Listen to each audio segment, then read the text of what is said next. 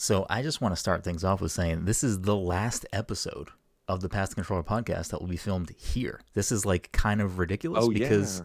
this has been like so many years of being in this apartment for so long. And we've gone through different variations of how the show is made and doing it in person when that was a thing and transitioning to online when the pandemic hit and just like all of the iterations of how the studio has changed and the equipment we're using and all that stuff. It was kind of crazy to me that the last episode is right now just because Yeah. this time next week, hopefully, fingers crossed, I will be settled in my house. I doubt it, but that is the plan at least. So we shall see. But kind of bittersweet, you know. We get a special group of amazing people joining tonight, and if you are watching right now, you already know that no one else from Past Controller is here. So let's get right into it. Welcome, everyone, to the Past Controller Podcast, a show where a couple of best friends talk about the latest in video games and nerd culture. Sometimes we have a guest, and sometimes we talk about nothing for too much. Either way, we have a new episode for you each and every week. As always, I'm your host, Brenden Groom, and joining me on this lovely Saturday evening is a special cast, some returning faces and some new faces of bounty hunters from all over the galaxy. First off, you may know him from his many podcasts over at Certain POV and a myriad of other places on Twitch and whatnot. It's Matt, a.k.a. DJ Stormageddon. Matt, how are you doing tonight? I'm good. Thank you for having me. I'm very excited to be on the show. I'm excited that you're here, finally here. Since you're a newcomer to the show, and for those listening that may not know who you are, if you want to kind of give a quick little who is Matt? Sure. I'll do the short version. Otherwise, we'll be here for 3 hours. Fair enough. I am a podcast producer, DJ, podcaster, host, and I said podcaster host. Well, that's there now forever. That's fine. Can you tell I talk for a living? You're the first podcaster host that I've ever met, so I mean, yeah, you got that's that great. going for you. I got that going for me. No, I've been producing and hosting podcasts for about a decade, DJing for about the same amount of time, although obviously not during the Panini. You might know me from some nerdy video game podcasts. You might know me from a TV and movie podcast. I also produce a bunch of shows like Shut Up Evan, famously hosted by Evan Ross Katz. And I'm a big video game nerd, but I'm nerdy about a lot of different things. And I know the incredible Brenden Groom through a group of friends, and we've been fast friends ever since. He's a good dude, and I'm happy to be here on his show. I'm happy that you're finally here. I don't know about amazing person, but sure, I'll take the compliment when it's there. Also joining us, another new face to the program. You may know him from the NOLA Nerdcast, or probably from Super Deluxe Game Cast. It's Lord Yamcha himself, Finn. Finn, how are you doing today? You know what? I am also doing well. I am also very excited to be here. Probably a little more than Matt. Just because. Here we go. It starts already. No, I've been wanting to be part of the show for a while, just because I respect what my boy Brenden here does. But the second I heard there was a Metroid show in the works, I kind of had to do what needed to be done, which in my case was, hey, can I be one of the guests? And the answer was yes. It was a wild, crazy roller coaster of emotions. I will give you a little bit behind the scenes, because I don't know if Brenden will actually ever admit to this, but almost anyone that is willing to ask to be on the podcast, he tells me, he's like, why do they want to be on my podcast? Like, yeah, but that imposter syndrome is real, and I still say that after doing this for 10 years. 100%. I mean, you can ask Brenden. Ever since he said you want to be on it, I was like, are you sure? there have definitely been some messages that have gone across, and I'm like, I am the lesser here. I am the one that is questioning Good why times. me. So happy that you're finally here. It definitely will not be the last for either of you, as I'm sure, or as I hope at least. But for listeners who may not know who you are, Finn, a little background on who Lord Yamcha is. Okay. Well, that's just because back when I used to do the social media for Funimation and Bandai Namco, I'm a huge Yamcha stan, and Hell yeah. I feel like I needed to be his champion, because he always gets hate, and someone needed to be there to let everyone know that he's actually the greatest character in Dragon Ball. But I've been doing podcasts for a long time. I started in comic book podcast and moved my way to video games, and then I've worked in the PR side of the industry, and I'm actually working my way back there, but I miss it. I miss the industry, man. It has its hooks in my heart, but other than that, I love all the people I meet doing this kind of stuff. Like I have yet to meet a bad person. Case in point, everyone here, just great people all around. So I like being on both sides of the equation. It's fun.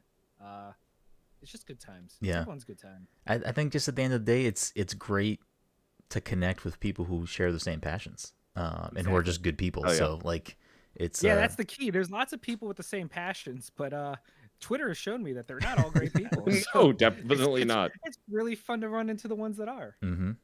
For sure. Also joining us, well, very happy to have you, Finn. So looking forward to this delicious chat about Metroid. Also joining us, returning guest, featured all over the gaming space from IGN to Game Informer, the host of the Full Circle podcast, the Pokemon master himself, Mr. Odell Harmon Jr. Odell, how are you doing? I'm doing well today. I am doing well. Thank you for having me on the show again, upping them past the controller numbers. Listen, thank you for that awesome intro also. Cam is trying to run away with the crown of having the most guest appearances. So I mean, I gotta You asked me to come on. Yeah, I mean, I know. But you do have a lot of featuring Cameron Hawkins. So gotta get Odell's numbers up. How are you doing today, Odell? Can't complain. It's storming over here, but it's all good. The internet hasn't dipped, so I think we're going to be fine. Love it. Love to hear it. And rounding us out, you may know him from appearing on plenty of times, seeing him on Spawn on Me, Inside Gaming, Kind of Funny, and most recently doing a whole bunch of stuff over at IGN. The king who can finally sleep now that Sora is in Smash, Mr. Cameron Hawkins. Cam, how are you doing tonight?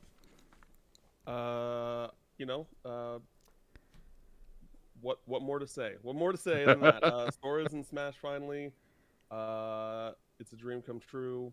Yeah, I'm thriving. What is the new goalpost? Like now that Sora is here, now that everyone is here, what is the new goalpost? Pie in the sky, never gonna happen. Right, you got to go big, right? Yeah. Like Sora was like the big thing for years. A Kingdom Hearts game where Riku was the main character. I mean that would be great. That would be great. Something that's like not Kingdom Hearts related, because really like that was the dream for so long. And I really don't think this is happening or this will ever happen. But like, and I tweeted about this the other day, but I would love a sequel to Split Second, which was a Disney interactive arcade racer. What an underrated racing game. So fucking good. So one of my favorite racing game period. Like kart racer, whatever you want. Like it is so good. For those that don't know what Split Second is, it came out on the PS3 and 360. I don't know if it came to PC. I have to actually look into that because I really want to play that game again. But it's basically an arcade racer where where you're like the races are like part of a TV show, and like you're instead of having like items, you have a bar, and for each bar you do, you can like make things explode on your like towards your enemies to like potentially wreck them. And there's also like if you get a completely full bar, which makes up of 3, you can change the map permanently for the rest of the race. It is super cool, super fun. Highly recommend trying to play it if you can. PS3, Xbox 360. I don't know if and it's also on PC. Steam. I just looked it up for you. Oh, it is on Steam. Y'all go on Steam. Oh wow! All right. It's just gonna wish list this right now. It's a really fun racing game, and because Disney Interactive isn't really a thing anymore, I really don't see a reality where we'll get another Split Second game. But God, if we did, I would lose my mind. All right, we're pivoting. This is a Split Second podcast for an hour. We're not talking about Metroid once. Yeah, let's do it. So joke's on you. I also love it, so I'm fine. There we go. Never played it. I'll let you guys carry this. Before we get right into it, a couple of things. For those of you that are watching on YouTube or watching right now live on Twitch, you might notice a 6th square. I didn't feel like redoing the overlay because I didn't have enough time. So instead, I slid Ridley from Super Smash Brothers in there, obviously from Metroid. Famously from Super Smash Brothers.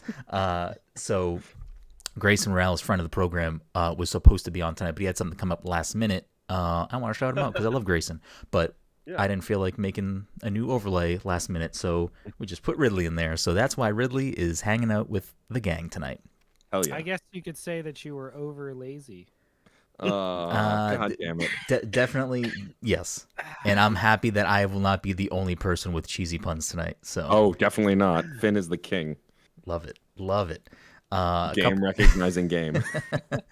A couple of housekeeping things before we get into this lovely hour-long episode of Good luck with that. the podcast. This episode is sponsored by our good friends at Goodnight Fatty.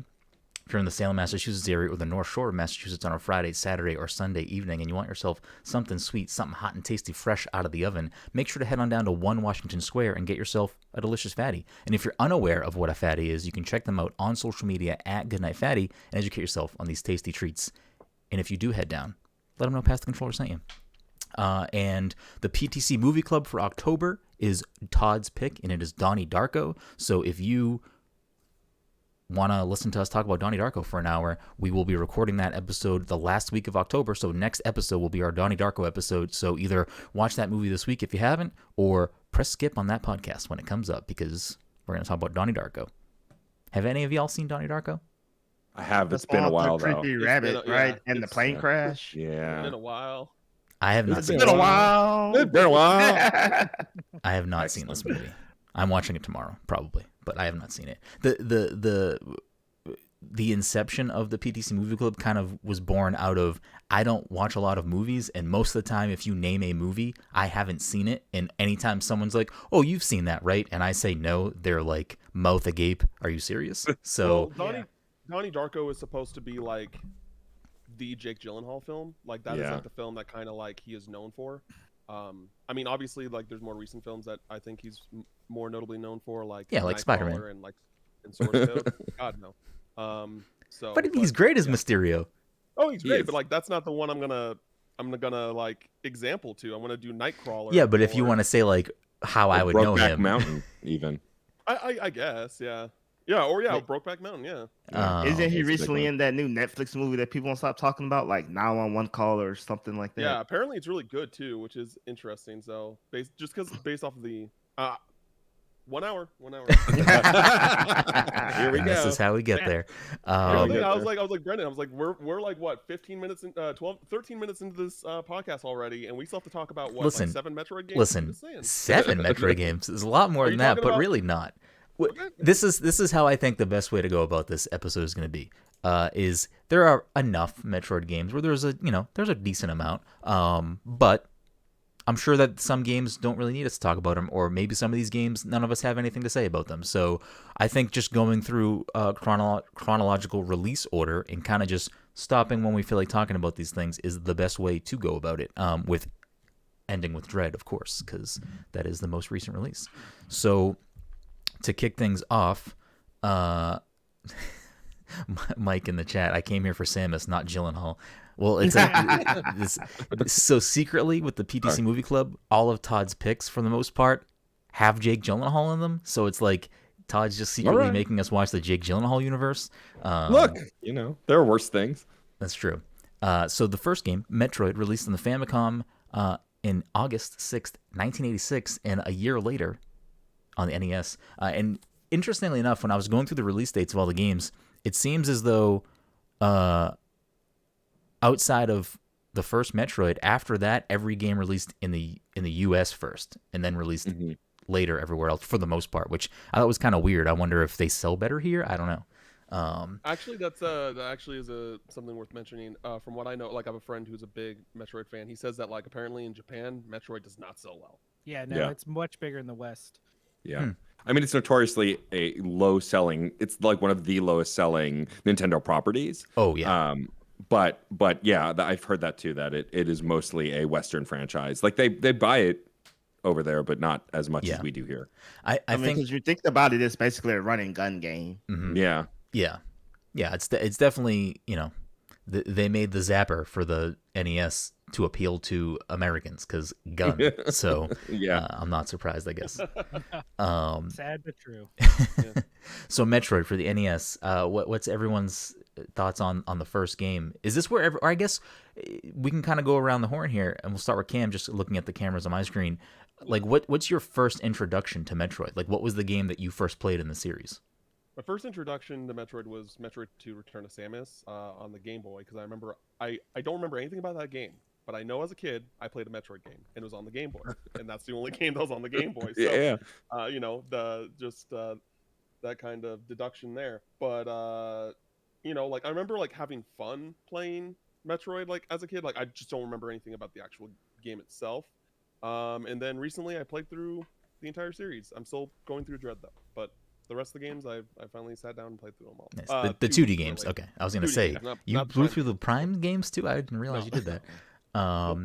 So Matt Storm, aka DJ Stormageddon, what is your introduction to the series? It's weird for me, right? Because I think I am actually probably one of the older folks on the podcast, besides maybe Finn. So I played Metroid when it came out, and like that, I'm older than you. We've had this conversation, Brenden. Maybe, I don't know. I'm 38. I'm older than you. We've had this I was conversation. surprised when I found out it was his birthday. I, was like, I know. 38? I thought you were Thank like you. my age. Let me tell you, Cam, I rode high on that absolutely awesome compliment the entire day. So thank you. Well, you can Good. ride You high on it look again great because for your I age. thought I was older than you. So there you go. And we had this conversation like last week. We did. So there's but what my no, memory so- is. Metroid, I played when it came out, but like that first area where you have to figure out how to get the morph ball and the skulls kind of follow you and shine the light on you with the ambient music terrified me so much. And I am a damn coward that like I couldn't play the game. Like I played that little bit and I was like, nope, too scary. I'm done. So technically Metroid is my first experience, but it wasn't until Super Metroid is the first like Metroid game I really played, like I beat and completed. I've played since all of them except the main Prime trilogy. But my earliest experience loving the franchise was definitely Super Metroid. Okay. All right. Finn, how about yourself? The OG NES Metroid, it was my first Metroid. I'm not ashamed to admit that if it wasn't for Nintendo Power and their maps and stuff that they would put together, I would have probably never beaten it, because at that age, just the labyrinth of a game that was with all the hidden secrets and stuff would have been beyond me. But I loved what I played. I ended up getting a Game Boy for Metroid 2. And I've been a huge fan of the franchise ever since. The genre is one of my favorite in the industry. Super Metroid for the longest time was the pinnacle of not only the franchise but the genre, and I've just been so happy to see in recent years all the love that people have been giving this series as they've either discovered it or rediscovered it. Mm-hmm. But yeah, the original Metroid holds a very special place in my heart, because I was part of those recess conversations when you first told someone Samus was a girl, and they're like, Yep. "Nah, No and you're way. like, no, you gotta beat the game really quick and get a bunch of items and stuff." And it felt like one of those fake things, but that was a wild time back in the day. Mm-hmm. I love it. Odell, how about yourself? All right, so for me, excuse me, I played Super Metroid when it first came out, but I didn't really know what was going on. It's one of those things like I'm too young. I'm just like I don't know what I'm doing. So I played Metroid Prime on the GameCube, and fun fact, I used to hate first person games, hated them. Just with the exception of GoldenEye, like they were just not for me. Played Metroid Prime and was like, okay, I can move in the first person space because it is an amazing game. And I still had my Super Nintendo, so I went to like an old game shop, before it was cool to do so, and found a copy of Super Metroid and then played it through the Super Nintendo. And I was like, all right, good series. I'm good. I'm here to rock with it. Then, I tried to play Metroid One, but it was one of those things like, it's like the original Zelda. It's just not a fun time. Games were different back then. It's really you got hard to to be a get back. special person. Yeah. But I played every major release after that, and so I played Zero Mission, and I played Samus Returns. I also played Other M. I played all of the games. I love them. I love Samus. Love it. Hell She's yeah. my heart. She was my desktop background through all of college. Yeah. I'm legit. Go. You know what? I also may have had Samus as my desktop background in college too, at least for a large portion. I don't know if it was the entire time, but like I still have like the art that I pulled off like DeviantArt. It's like Samus with like part of the suit coming off. Mm-hmm. I don't know. It was a good. We can share compare notes later. Yes. So real quick for me, I'm a big Nintendo person. Like I grew up on Nintendo. Like Nintendo's. What? Nintendo's my thing. Like I love Nintendo, Yeah. but Metroid is one of those games that kind of like didn't fall through the cracks for me. But it was something that like I didn't have Metroid growing up, so I didn't have that game, and that's just you don't have expendable money when you're a kid. Right. So I may have played a Metroid game at some point in between this, but the first time that I really remember Metroid having an impact on me, besides her appearance in Smash Bros. 64, because that's the first game I probably would have played that I remember that had Samus in it, is Metroid Prime. It was like a big deal for me. That game was huge for me. I love my GameCube, and I think that came out like a year after launch or whatever. So Prime for me was like a humongous deal for me. I loved that game, and that was kind of what made me a Metroid fan. And then after that, once you got past that and got into like the Wii era when Virtual Console became a thing, then I started to be like, oh, cool, I can now buy Metroid. I can buy Super Metroid. I can go back on some of these older titles. And like I'm a 3DS ambassador, so I had like Fusion on my 3DS, which I don't think is available otherwise unless you had a 3DS when no one else bought one. Yeah.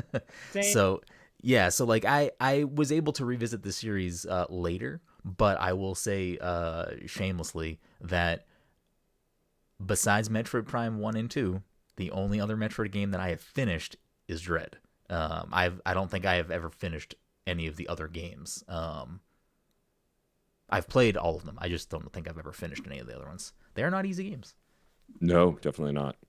And something I want to mention that's actually relevant to some of the listeners. Like for me, like I don't know if I'm the youngest one here. I don't know how old Adele is, but I know that 31. Okay, yeah, I'm okay. I am the youngest one here. So for Cam me, just wanted to call us all old fucks. That's like what That's what it is. I just wanted to drive that dagger a little further in. Yeah, exactly. What I'm saying is, It's like Sora's here. I can just let it all out. No. I got my way. Literally, all of you, I except for Finn, because Finn and I don't talk as much as which we should, but that like all of y'all I thought were either my age or like maybe a little bit older. So like knowing that I am the youngest by 4 years is crazy to me. Anyway, you all have aged beautifully. But what I was gonna say is that I think that a lot of people around my age range, that was like a mid 90s to late 90s kid, actually like discovered Samus through Smash Bros. Yeah, for sure. And I think that that's something to also mention is that just like, because I think that was like the first time I was because I think when I played Metroid 2, I didn't realize that was Samus's game. So like when I played 64 and I saw Samus, I was like, oh, who's this? Like, like who's this person? And then I think I didn't even find out until like even later that Samus was a girl. I was like, oh shit, that's cool. Like, so I feel like that Metroid, not remotely to the same degree, but I feel like it's kind of in a similar boat to like Fire Emblem, where like a lot of absolutely 100%. Also, it didn't help people that Metroid skipped the entire N64 generation, so Right. people would recognize, like, play as her in Smash, and then have no new game to bounce off of. Yeah. I mean, Smash definitely has that for a lot of games in Nintendo's history. I mean, you look at Captain Falcon's there, Ness is there. Like, there are characters that are, a lot of people probably didn't know what games those were or how to play games that had those characters at that time. Honestly, throughout Melee, too, I would argue that there were a lot of similar situations for a lot of people. For the longest time, I didn't know Earthbound and Mother was the same thing. Yeah. Oh, yeah. Why would you, though? Like, Nintendo does such a poor job of pointing people towards those games. Like, yeah, that makes total sense. And that was like early internet, pre-internet, too. So it was like, totally. if this stuff wasn't printed in Nintendo Power, etc., like, how are you going to know, like, what anything is? Yeah, for sure. The people in the schoolyard are definitely lying to you. Listen, I know I can't get a Mew under the bus behind Bill's house if I use strength on it. It's just not going to happen. But did you know you could unlock Sonic and Tails in Smash Bros. Melee? Yeah.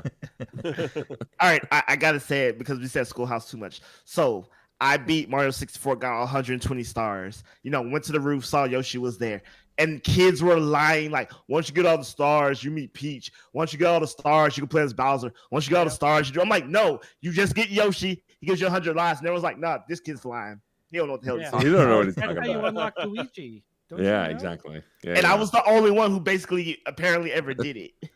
Listen, my dad works at Nintendo, so let me tell you the truth. Yeah, exactly. Yeah, A lot of kids' dads worked at Nintendo back then. Mm-hmm. So back to the now that we've established kind of where everyone's at with Metroid at a whole, Metroid One. Finn, since it's your first entry in the series, you may have the most to say about this game, if anything. Well, I mean, honestly, I would, but I feel like Zero Mission covers the same base but better. Mhm. Like Yeah, I would agree. It's like Odell said. It's the original starting point, the origin of a major Nintendo franchise, but it's really rough to go back to. Yeah. For what it was at the time, groundbreaking. Going back to it now, rough. Yeah. It's like Metroid and Metroid 2.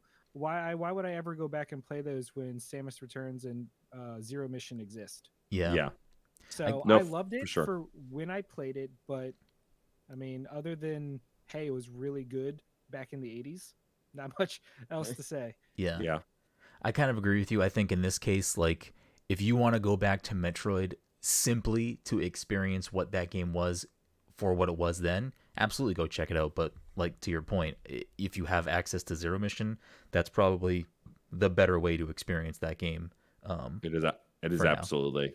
They Yeah, remade both of the roughest entries. So Yeah, I replayed like Cam leading up to Dread. I replayed the series, but I didn't replay the whole series. I replayed the 2D series, starting with Zero Mission.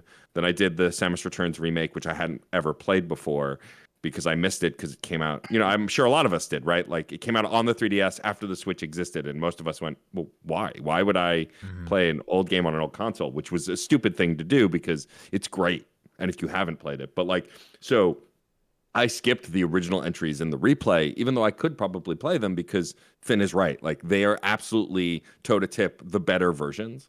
But that said, like Metroid One, the one thing I do want to say about it, it's got some of the tightest and best music in the history of Nintendo, starting with this game. Like, that game did stuff with sounds that we would get in like third-party stuff too, like Mega Man and some other places. But like for first-party Nintendo titles, this was doing stuff with the soundtrack and the ambiance that no one was doing at the time. Like I said, when I first played it, I was terrified of those opening levels because they have this deep blue with a dark background, like tones, bits and boops, but no real like music until you get to like the first power-up and the first couple of stages. And like that to me was like something that no one did around that time, and I think it's still worth experiencing now. But if you want to play the full game, I agree, like just go to Zero Mission. This one's great to experience, but I don't think it's worth playing the whole way through. Yeah, I agree. So that brings us to the next game that will probably have a similar story to tell, which is Metroid 2 Return to Samus, which released on the Game Boy. So going forward, because everything has multiple release dates, I'm just going to do whatever was first. So it released on Game Boy in November 1991. And yeah, I never played the original, aside from revisiting it after the fact on my 3DS or wherever it was available. It was available somewhere. I think it was on the 3DS. It was on either the DS or the 3DS, but yeah, where you could get Game Boy games. Yeah, Metroid 2 is interesting to me because it sets a pattern for Metroid that no other franchise has done for the 2D games. No, barring the remakes, there's never been two Metroid games on the same console. Nintendo was Metroid 1, Game Boy was Metroid 2, Super Nintendo was Metroid 3, GBA was Metroid 4, and now Dread is Metroid 5 is on the Switch. They've all been on different consoles, and I think that's fascinating because think about every other franchise that Nintendo has. Mario has multiple games on the same console. Zelda has multiple games on the same console. I mean, just looking at the handheld, Zelda has had like 4 games on every console, you know. But Metroid has only been, with the exception of like the remakes like Zero Mission being a Game Boy Advance game with Fusion, but the numbered entries have always been on a different console. And typically numbered entries are all on the same console or jump from console to console in a more direct like home console order. But Metroid didn't do that. It was just whatever the hardware they wanted to design on for. And I think that's fascinating. And Metroid 2 looks better than Metroid and isn't like it's only a handful of years later. And the Game Boy isn't a super graphically intense system. And yet it looks great on that console, which is also astonishing to me that they did that kind of innovation from console to console too. It also is one of the games that got the biggest boost to the Super Game Boy add-on. I don't know if anyone remembers the Super Game Boy. Yeah, hell yeah. Oh, yeah. So that got a huge boost from that. But Metroid 2 continued like a long trend of the second games in Mario and Nintendo big franchises completely kind of like mixing it up a bit. Mm-hmm. Because Metroid 2, with the whole like hunting aspect as opposed to the exploration aspect, was very different because the game was gated until you had hunted X amount of types of Metroids. And the Game Boy limitations meant the map wasn't as strong, which actually made Metroid 2 probably the hardest of the Metroid games to navigate, which was rough. Does the remake still structured that way? No, it's still structured that way, but the map is much better. So like the remake, the thing that the remake broke me for is that the bottom screen on the 3DS is the map at all times. So you can literally look at the map at any time. Most Metroid games, for those who may not be familiar or aren't super familiar, you usually have to pause it or go to a different screen. But the remake, it's just on the bottom screen the whole time, and that like revolutionized the exploration. And I've done more exploration in that game than any other Metroid game because it's just so accessible in a way that the other games weren't. So what you're saying is the Wii U should have worked. Should have had a Metroid game. Yes, absolutely 100%. And I don't even own a Wii U. Interesting. So I guess that unless Cam Rodell has something else to add to that, we can move on to Super Metroid. Oh, so just about with Metroid 2. So I played it at a hospital. My mom used to work at a hospital and they had like a kid area. And I remember like that was the only game they had for the Game Boy.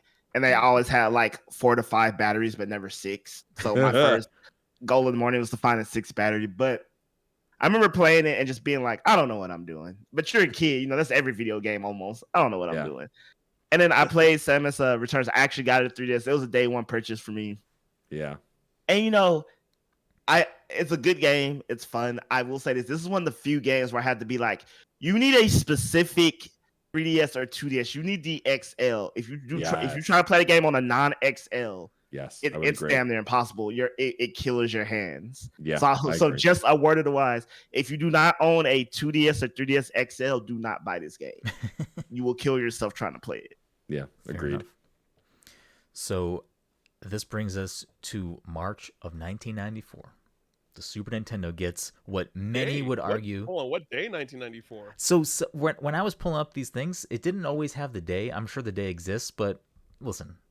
There's a lot going on. Come out my birth on the day I was born. Check it out. See if that data exists. There was a few that didn't have the actual day for some reason. March 19th. So I am 13 days older than Super Metroid. Or it could have said March 19th, 1994, and I just meshed that in my brain and didn't type that. It's quite possible. So some people would argue one of the greatest games of all time. I think many people would argue that.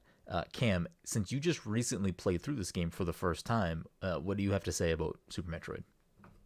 Oh man, this game is so fucking good. Like this is my first time playing it. Like I've always like heard like, you see the IGN lists and like it would be like, you always see like Super Metroid in like the top 10. And you see that on like many like top 100 game lists. And like I'm like I really got to play this game. Like, and it really is just like I don't have any like issues with that game, and in the sense of like the worst part of that game is the Meridia section, and it's not even like a bad part of the game, it's just the worst part of the game. It's you know what I mean, like it's just like, oh yeah, this part is like the weakest part, but this is still like a masterpiece game. And I think that like there's so many things that Super Metroid does specifically that none of the other Metroids have done. At least through my experience of playing through Zero Mission, that might have been a thing in Zero Mission I just completely did not know. That like I moving forward into like Fusion and Dread from the amount that I've played of Dread, as well as Samus Returns, it's just like it. I play those games and I think like, oh, why can't I do this like I could in Super Metroid? Like things like that. And I like, why can't I wall jump the same wall? Why can't I do why can't I do this, that, or the other? And just like the sound design in that game is insane. Insane how good the audio and sound design for that game. The sense of the atmosphere in that game, like top 5 atmosphere. Like I don't even know. Like it's so good. Like it just, you immediately just get this really kind of like on your toes aura of that entire game, where it kind of feels like, not, I don't want to go as straight as horror, but like suspense thriller, like I would that say kind of horror. feel. I think you're right. I would say horror. I think Yeah. you got I something there. wouldn't because I was able to play it, so it can't be. horror. Fair And enough. there, Fair and there, enough. there are some like Finn, I'm with you on that one. really fun secrets that game has, like in the beginning, like where you fight Ridley that's carrying the Metroid. Like if you hit Ridley enough times, he'll drop it and then like have to like get Come back again for it. and come back for it. It's like it just like small little things like that on like when I fought oh god, I forgot the boss's name, but there's a boss that you fight and it's like in the later half of the game, and it like it grabbed me, and there was like this thing that looked like what you use for the grapple on the wall, and I like flung it across the way, and that is a secret way Yeah. to kill that boss immediately. And I Yep. was just like, Yep. that is so cool. Like what the fuck? You become a conduit and electrify it to death. Yep. Yeah, Yeah. That was exactly. the Meridia boss. Yeah. Yeah, it was great. I was like, because someone told me, I was like, oh, that's a secret. Because there was like someone that is a speedrunner for the game in Ireland. Like he came into my chat when I was streaming it, and he was like, he told me like that was the secret way to kill that boss. And I was just like, really? Yeah. Because I was just like, wait, I won already? I was kind of confused. It was a super quick fight. So that part, like it just has so many like cool secrets and things that just make that game super super special. I played it on the Super NT, which like makes that game look insanely gorgeous. Like I don't know if I've played a game with like better pixel art than Super Metroid. It's really gorgeous in that sense as well. It really is just a phenomenal game. Mm-hmm. Yeah. Yep. Yeah, I would completely agree. I feel like my only issue with Super Metroid is the control, only because I feel like Fusion and now Dread has improved on what that game already did really well. But going back to it, I played it, I think last year at some point. When I first started streaming more regularly, I played all of it on stream. And like some of the later areas we have to do really tight platforming, I just struggled.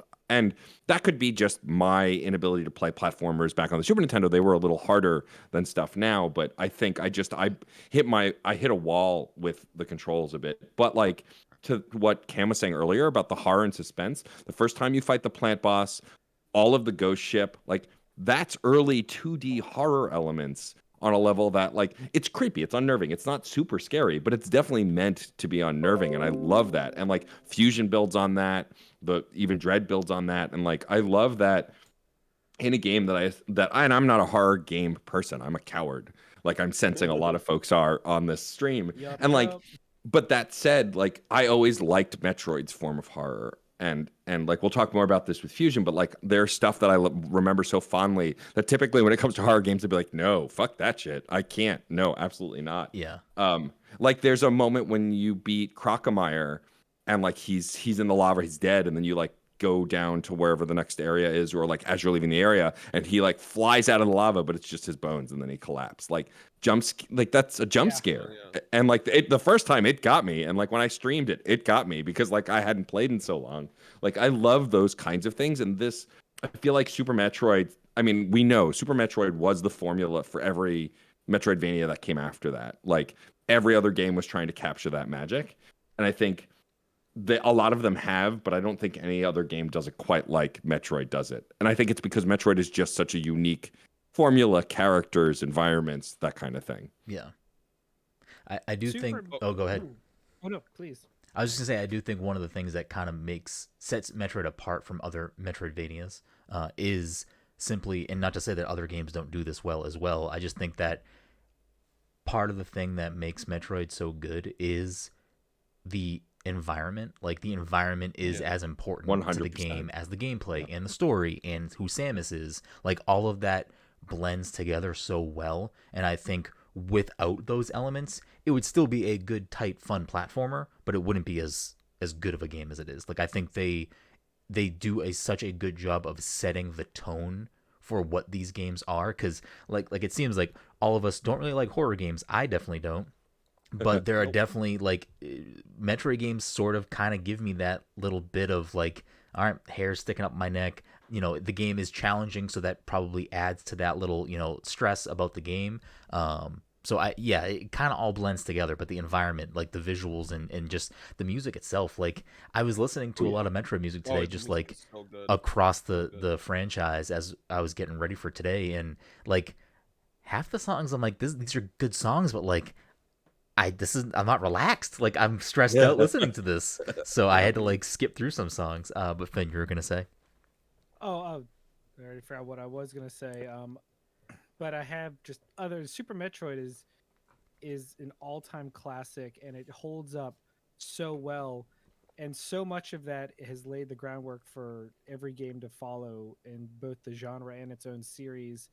And I think this in Super Metroid is really where the series started its atmospheric storytelling, where so much could be foreshadowed and is told in the backgrounds or through the environments.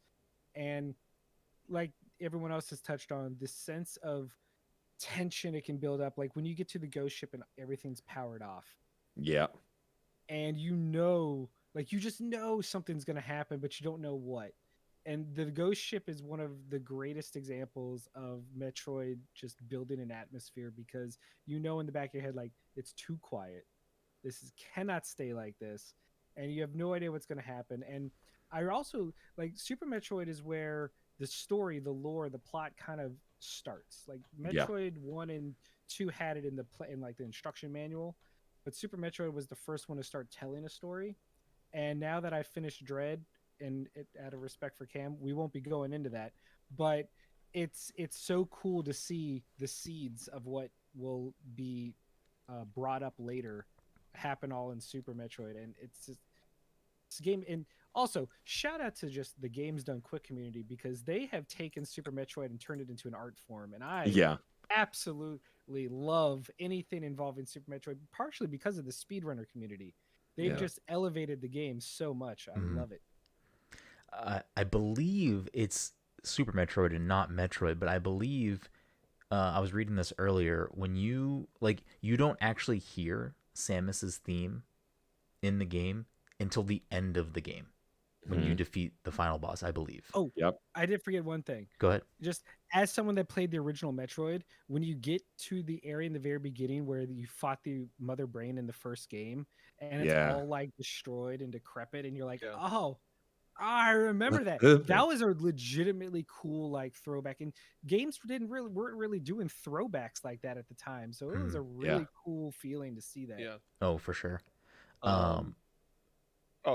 I just also wanted to say another thing that's really cool about Super Metroid is one, obviously the sequence breaking, which is like how a lot of the speedruns go and stuff like that, but like also just, which again, you know, with speedrunning, like you don't need like all of the power-ups to beat that game. Like I have a friend who's just like, oh, last time I played Super Metroid, I completely forgot the plasma beam, and then like, or didn't find it, and like I beat Kraid without the charge beam in Super Metroid, and they were just like, people were like, how did you do that without the charge beam? How'd you not find the charge beam? I was like, I don't know. And then I like randomly came across it later in the game, like, you know, and and like the speedrunner I was talking to when I was playing through, he said like, oh, you don't need the grappling hook or the grapple beam to beat Super Metroid, and like things that like I feel like that the game design makes you feel like you need these things to succeed. So it's just so like the level design is just unmatched. It's so good. Yeah, because there's stuff that's obviously extraneous, like the spring ball or the X-ray scope, but then there's things like the grapple beam where a casual player, it's kind of crazy to think you don't need that, because for us, you did. Fun. It is interesting too that you bring that up, because it's like games in general, I would say arguably for the most part, like 90% of games, it's like these are the things you need, and this is the linear path you go on, and you have to unlock all these things. And that's like so early in gaming, kind of breaking that convention of, no, you can do things a little out of order maybe, or you can do this. Like, that's what I loved when like something like the first Legend of Zelda did that, where you could kind of do certain things out of order if you wanted to. I don't know. I don't think you could skip any items in that game, like major items. But then, like when they did a Link Between Worlds, they kind of went back to that formula of you can do the dungeons out of order. You know, you don't need to get this item to do this thing. Like, I like when they kind of break that convention and kind of let the player decide. And that's also, sort of a, probably not on purpose, but like kind of an accessibility thing where it's like, yeah, the grapple beam is gonna make things easier for you in certain ways. But like, if you want to challenge yourself and you know that you don't have to get it, you can choose to not pick that up. Which is interesting to see, especially in such a game that is so much older at this point. Yeah. And so personally, I don't think Super Metroid is the best Metroid game. Oh, I don't either. Don't worry. No, it's not. I don't either. I don't think it is. But it's one of the greatest. Yeah. But what I find interesting about Super Metroid is, so you hear about great games, right? And you're like, oh, I need to go play them. But some of them you really can't play. And I will say this. I'm not trying to get in debate, but you cannot go back and play Final Fantasy VII and have the same experience that people had back then. You just can't. The game's damn near unplayable to me if you ask me, if you try to go back and play it now. The original, not the remake. I remember when you said this on KFGD. I remember this actually. Yeah, I was mad at you. I was like, no, I disagree with you. I respectfully disagree. But I feel like Super Metroid is one of those games that you hear about, you go back and play, and you can still compare it to games that come out today. Like, you can still do a side-by-side comparison. And with the exception of like maybe the controls are stiff by today's fluid motion, which I agree with, but you can still be like, damn, this game does this better, doesn't do this as good. And I feel like few games could do that you can take its original form and compare it to a 2021 game and it can still hold up. And Super Metroid does that flawlessly. It's like you're like, you had X amount of years to be better than this. And all you developers couldn't do it. Not down on developers. Just like, that's just how good it is. Yeah. That all these years, advances in technology, society, game development, taste, still are trying to do better than this. Mm-hmm. In different areas. Collectively, it might, edge it out a little bit. But even then, it's like, it just barely edged it out. I can't think of any Metroidvania game that I'm just like, oh, that there isn't another Metroid that's like, oh yeah, y'all knocked it out of the park. Super Metroid, wish it could be this. And that just blows my mind. Yeah, I agree. Totally. Yep. So I think this brings us to our next game, which I think for a lot of people is another top tier game in not only the series, but just in the genre itself. But a thing I did want to point out is we got Super Metroid in March of 1994. Metroid Fusion, the next entry in the series, was on the Game Boy Advance of November 17th, 2002. So you're talking about 8 years. 8 years between these two games.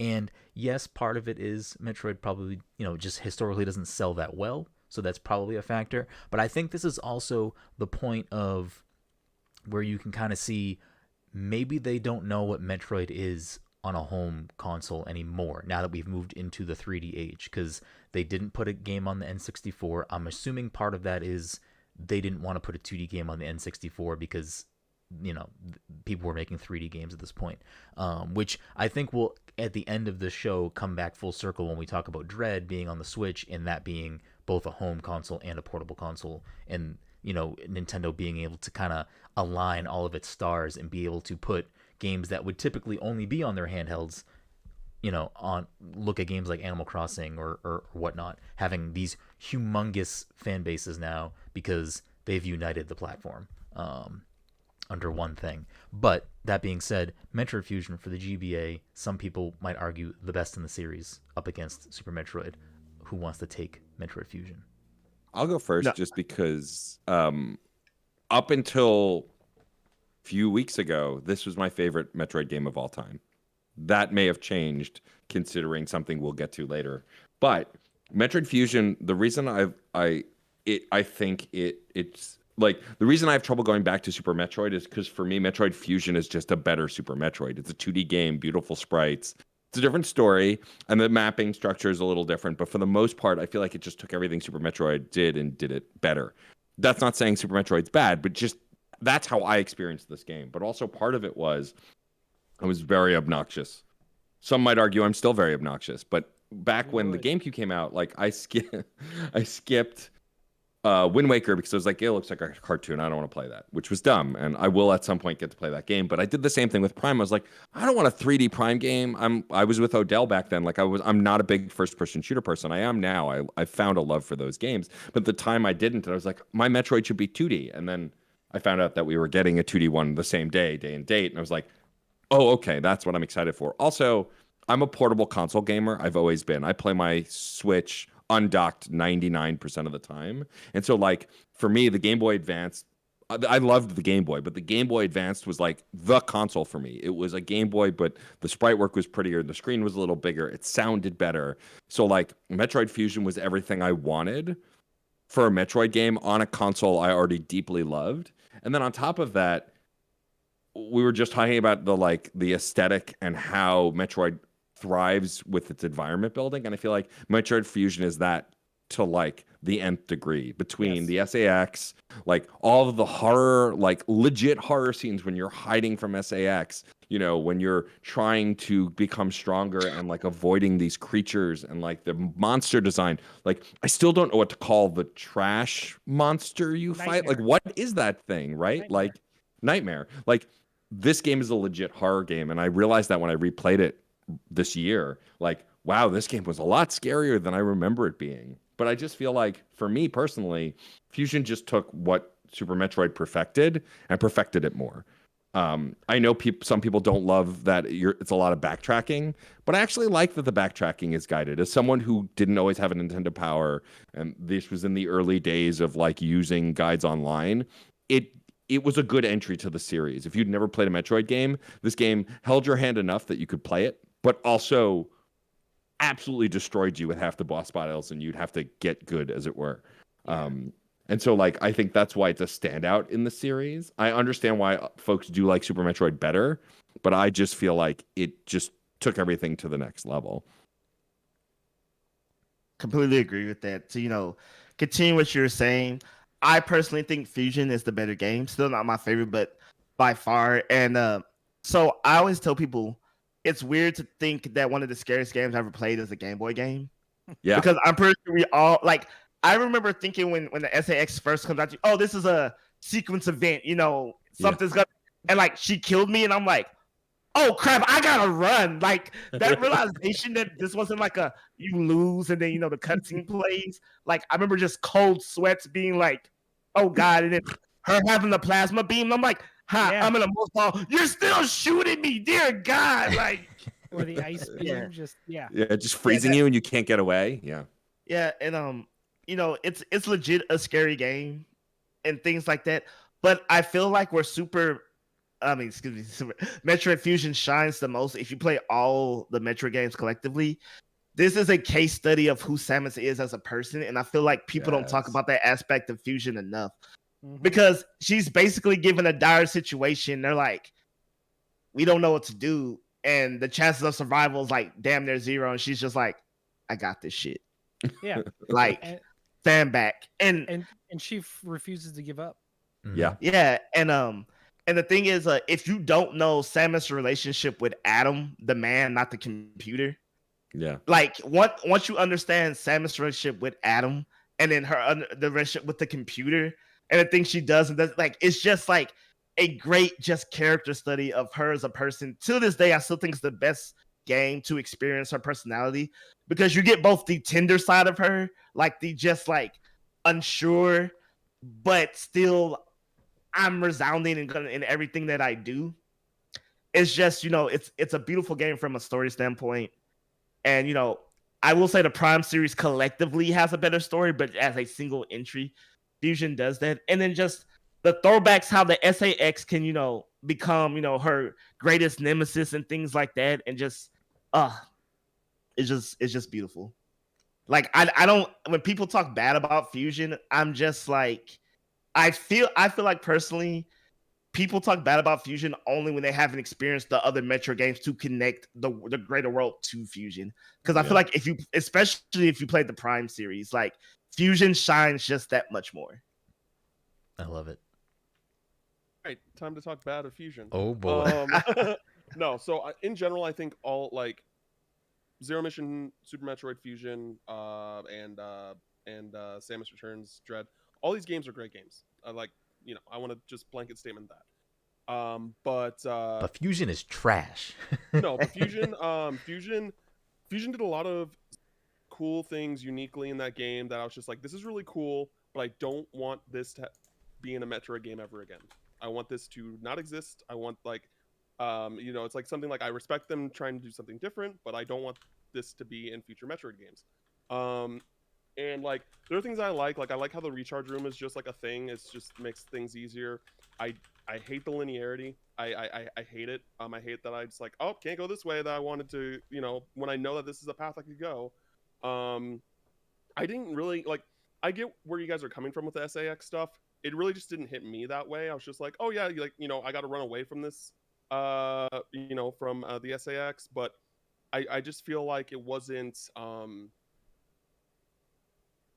it was more just like hide and then like she goes away, and it didn't feel like once that happened enough times I was just like, okay, this doesn't really feel like a threat to me now. It's just like, okay, I know what I got to do, and then I'm gonna move on. And I think that I think the story stuff that you're saying, Odell, is perfectly valid. That like the story stuff isn't the stuff I really dislike about Fusion. I disagree about the visuals. I think Super Metroid looks way better than Fusion, but I think Fusion looks still good. I just think that it really is like the linearity that really ruins things for me, and just kind of like the sense of adventure that Fusion is, because it's all happening on the same research station and right. Things like that. And I think that the Metroid moment that happens at the end of Fusion, but with the SAX, is like a much weaker moment, and it kind of feels random comparatively to the Metroid moment, like what happens at the end of Super Metroid with the Metroid and the final boss. Again, I think it's still a great game, just it's not what I wanted in a Metroid game. Cam, did you play that for the first time this year? Yes, I rolled credits 2 days ago. Okay, so I think that's part of it. If I had to guess, like for me personally, why I connected to it so much is because I'd been waiting for a new Metroid game. I got this, and like the first time the SAX, it does that zoom in and you see the lifeless eyes and it looks at you. Like I think all of the hype of the story was the buildup of waiting for this game and then getting it. I can totally see how someone who's played a bunch of Metroid games, has played Prime, has experienced the other things Metroid has to offer, to find this game less than. That totally makes sense to me. And I will agree that I think Super Metroid has aged better. I think of the Game Boy Advance game, Zero Mission is easily the better game because it's just designed better. Mm-hmm. But I think for me, my attachment to it is like, this was my Metroid game. It was the first one I played new when it came out. And it's why later on, I might say something quite controversial that Dread is maybe my new favorite of all time, because it's building on the story that I fell in love with, right? Which I also get why people wouldn't connect. So what you're saying totally makes sense. I totally get that. I can compare that to Chain of Memories on the Game Boy Advance. Yeah. Back when it came out. Like I played that, and a lot of people, that's a very divisive game, but I love it, and so I totally get that. Fair arguments around. Finn? So I'm in between Cam and then Odell and Matt. I very much liked Fusion, not as much as Super, and I think for me it was the linearity that kind of held it back a bit, but I also greatly appreciate that it is the linearity, because it was always done for like really tense atmospheric storytelling moments that it still resonated with me. And by the end, it all reopens up anyway for you to go backtrack and explore and fix everything. But I had those moments where I was like, no, I just want to get back to this area because I know I needed this item to get this missile pack, but now I can't get back there. And that's frustrating to me. But Metroid Fusion was the first game to go all in on like plot and lore for the storyline, and I really dug that. And I talked about how Super Metroid started the background foreshadowing and everything, but Metroid Fusion perfected, whether it's Nightmare when you first go into like Sector 5 or whatever, and you see the shadow and then the screen rumbles and you're like, what is that? And you know you're going to have to fight that thing, but you don't know what it is.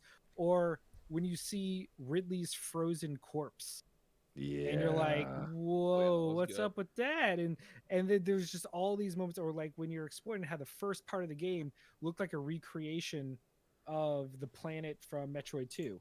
Yeah. They recreated SR 388 or whatever, and so you're like, there's more to it all. And then the whole growing plot with the SAX, and then you regaining your powers, and what the truth of the station is, and the evolution of Adam developing a personality as an AI and bonding with you. And it was in getting the inner monologues of Samus during the elevator rides, I think also did a lot to build her up as a character. I mean, I really dug the introduction of the X Parasite and how it's kind of like, hey, you thought you did a good thing eradicating the Metroids, but actually they were the only thing holding this worse threat back. And it's the X Parasites as a whole, I think, were really well done and then expanded upon really well. Uh, I just really, I liked Fusion a lot. I just don't like it more than Super Metroid, but I'm going to take another controversial stance, and I've been thinking long and hard on this, but Dread has surpassed them all to be Yeah. my favorite Wow. Metroid game. Okay. Yeah, I think I'm there with you as well, Finn. And I'm going to constantly revisit it because recency Oh, yeah. bias is a thing. Yes. But I've been trying to look at it critically. And anyway, I know we're not there yet, but yeah, Metroid Fusion, good times. I'm in between the rest of you. I'm the middle ground.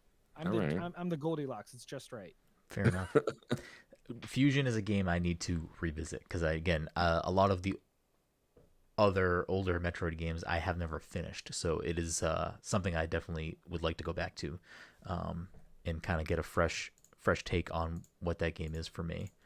So that brings us to another Metroid game, which is very dear to me, that launched on the same day, which is Metroid Prime, launched on the GameCube November 17th, 2002, which, again, at this point, I think Nintendo is, with a lot of their franchises, splitting what their games are.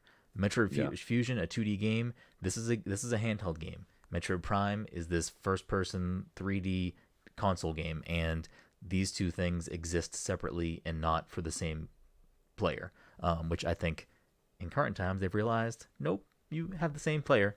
They want both. Yeah. So Metroid Prime for me, I'll kick this one off because I have a weird history with this game. I love this game, and my experience with first-person shooters, I didn't have a PC growing up. Like I wasn't a PC gamer growing up. Like I didn't get a PC capable of gaming until recently. So like I never really played games that were only on the computer. So my history with like first-person shooter games up until Metroid Prime was, GoldenEye, Perfect Dark. I played Turok, stuff like that, but like nothing that ever like GoldenEye and Perfect Dark are different games, and those are great multiplayer games that I have a big nostalgia and fondness for. But like outside of that, like first-person shooter games weren't this thing that I seeked out or were like these glorious, amazing, showpieces for both visuals and good gameplay. And I love Halo, and Halo came out the year before, but I didn't actually get to play Halo until after. So I don't think I played Halo until after Metroid Prime, or probably in maybe the same year. But for me, Metroid Prime was like this game that, growing up, the GameCube always got crapped on. Everyone hated the GameCube. All my friends in school hated the GameCube. Oh, the GameCube's kids games. You get Wind Waker, Cartoon Zelda. You get all these, like, it's a garbage system for garbage people, kids, blah, blah, blah. And then Metroid Prime comes out, and it's like this, sci-fi, a little bit grittier, a little bit scarier, just like big game. And it was so damn good. Like, I don't know if this game holds up because I haven't revisited it in a long time. I hope it holds up, but I have no idea. I didn't play the trilogy when it got re-released on the Wii. But I love and adore this game. And when I played this game, online games weren't really a thing for consoles back then. There was some stuff, but not like really a thing. Not like it is now, at least. And me and two of my friends, we were in 8th grade, and we would play Metroid Prime together on a landline. Like, we would be on a 3-way phone call, and we would play Metroid Prime together.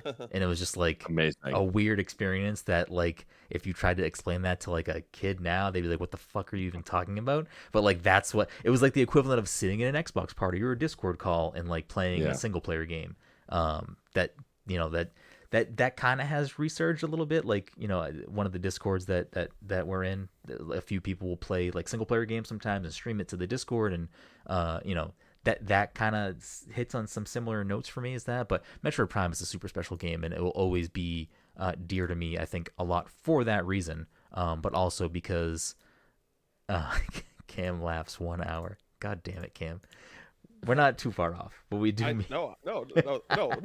Finn just typed that out. I know. I will say, you can say that the GameCube was for kids and it had that persona for a while, but the second you looked up at the rain in Metroid Prime and saw the water droplets hit Samus's visor, it was something special. The Metroid Prime was, and still is, like, because it's really hard to translate a really tight 2D Metroidvania experience into a 3D realm. Mm-hmm. And Metroid Prime did it with aplomb. Like, I'm gonna throw the big word out. Like, it was really cool. The visor doing the X-ray and like scanning things, and the Metroid Prime trilogy hit you with an amazing like lore dumps, and you didn't have to care about it to enjoy it. You didn't have to read any of the scan logs or anything, but if you did, the whole world was so richly made. Each game, and it played so well. Mm-hmm. It's funny that you brought that up, because like so many games like Fallout or whatever, like games that have a lot of text in the game that you don't have to engage with, like reading computers and like other things, like I skip a lot of that stuff in games. Like, I don't go out for that. But for some reason in Metroid Prime, I scanned every goddamn thing in that game. It was so fun to me. I don't know why, because normally, like I said, I just don't do that stuff in games. But I think also the HUD in that game, in those games, is like one of the best HUDs in any game. Like, it is just so good. So much of that is just, you felt like you were inside that helmet, like always. And it was so well done. And Odell, tell me if I'm wrong, but how cool is it that they managed to even translate the space jump and screw attack into 3D? Oh, amazing.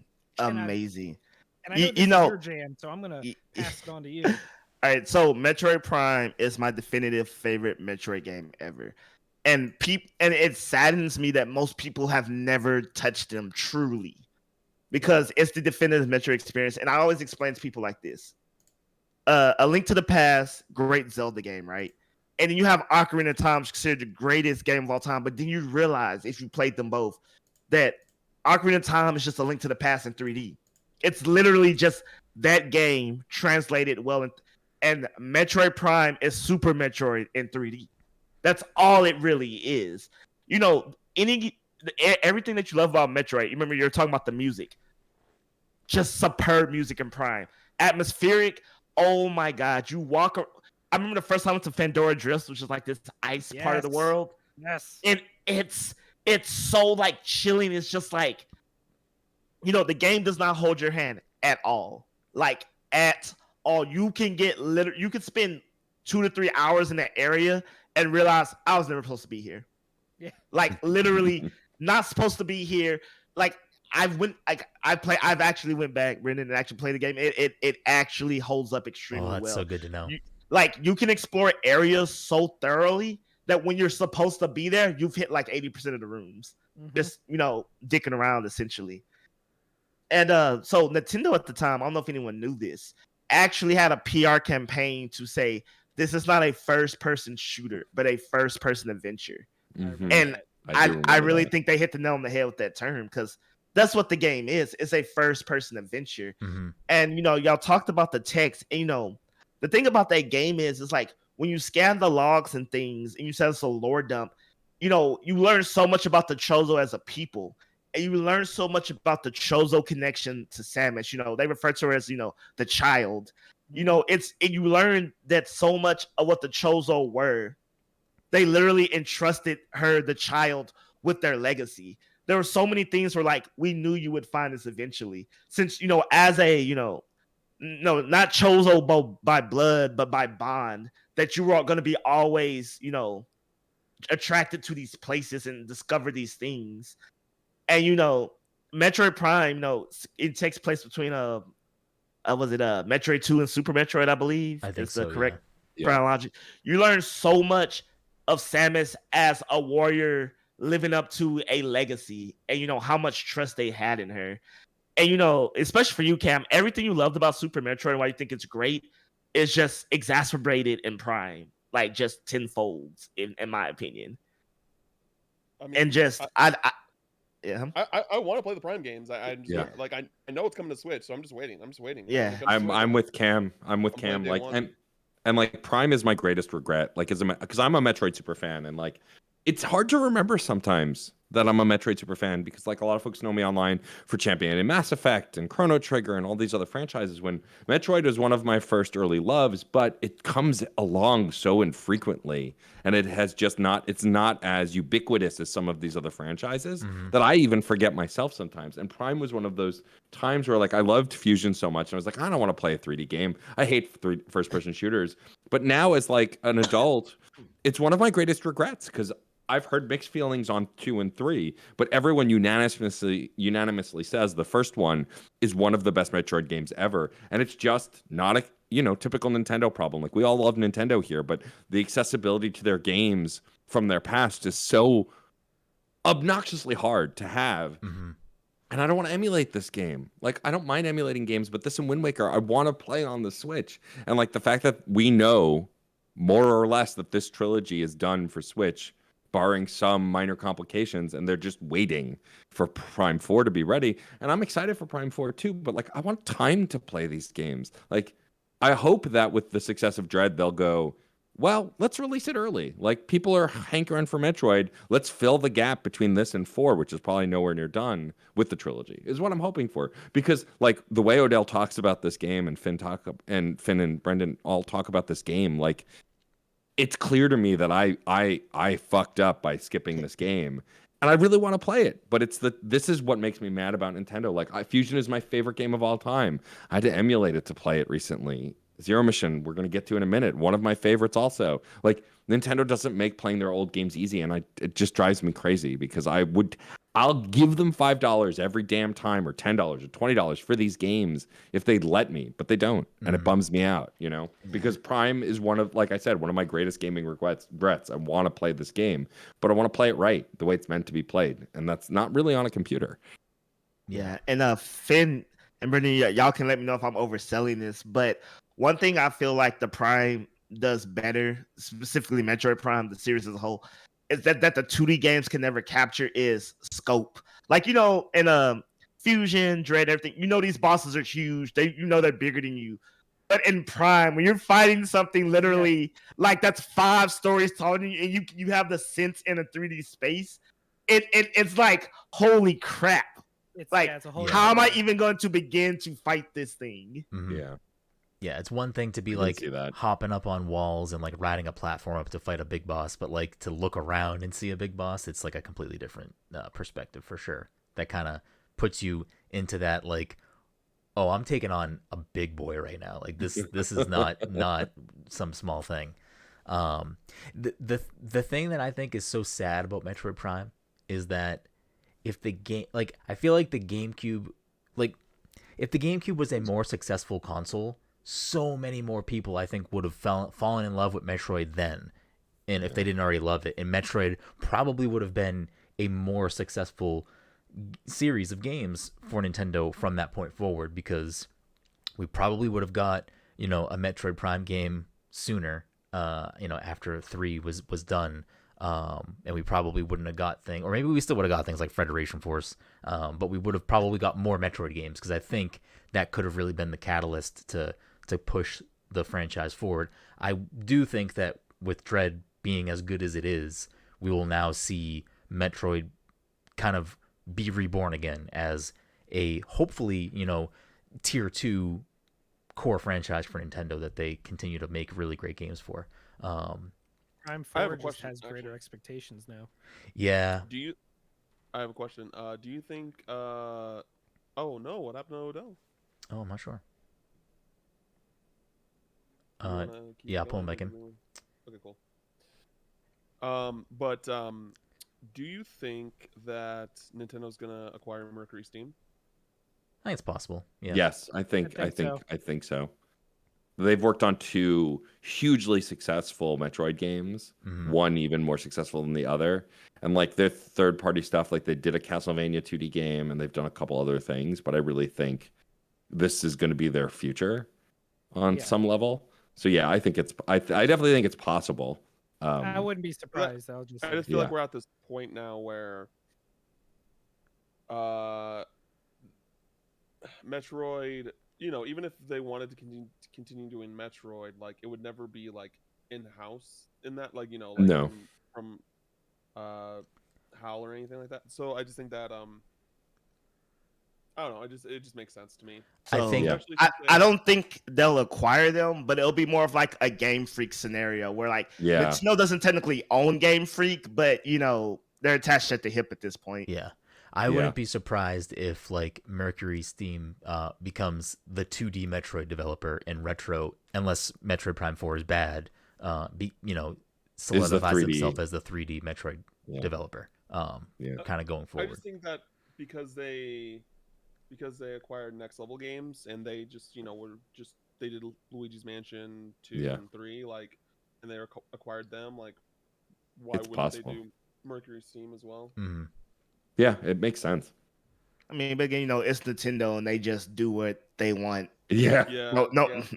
Yeah. no matter you're if right. it makes We sense or can't, not. we can't think what's going on in their heads because it feels random. It almost. defies logic. Yeah. It really Yeah. does. So that brings us to the next game to be released, which is Metroid Zero Mission, released February 9th, 2004. So I know we kind of touched on Metroid Zero Mission a few times throughout this so far. So if anyone has anything they want to add about Zero Mission, now is the time. I mean, the I thing think the I'll say, Zero Suit Shout out to Samus Zero segment Suit, was yeah. amazing. Yeah. yeah. Oh yeah, the whole Zero Suit segment it feels so core to what Metroid is now, but also like Zero Mission, like often when we talk about remakes, people very much champion the originals as well. What I really firmly believe, and tell me if I'm out of line, there's no reason to play the classic Metroid other than to get the feel of the experience. If you want 100%. this, if you want the story, you play Zero Mission because it is just a better game from toe to tip. It's like, oh, what if Super Metroid was the first Metroid game? Period. And it's just, I replayed it a few months ago in anticipation of Dread, and like I really just fell in love with it. You're right. The Zero Suit Samus segment, like through gameplay tells you the kind of person Samus is. The defiance, the unstoppability, which is probably not a word, of Samus, that she doesn't stop, she doesn't give up. And that whole segment is just makes that game complete in a way that it didn't feel before. It is the definitive way to play the original story of Metroid. Mhm. And it was even better for people that had played the original because you thought that it was going to end when you beat Mother Brain, and then the Yep. whole Zero Suit Samus segment was such a surprise and such a delightful addition. And Yeah. now it's kind of hard to think of Metroid as a franchise without including Zero Suit Samus. Like Yeah. she just became iconic for.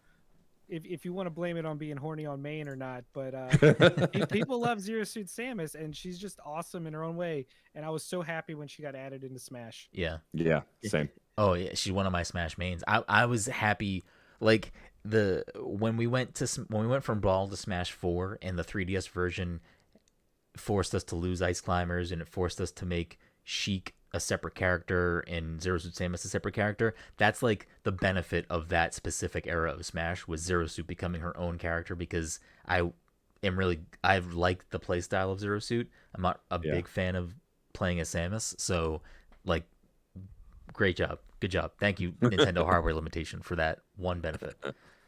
It also made Pokemon a separate character for one time, but that's a different story. Charizard, anyways.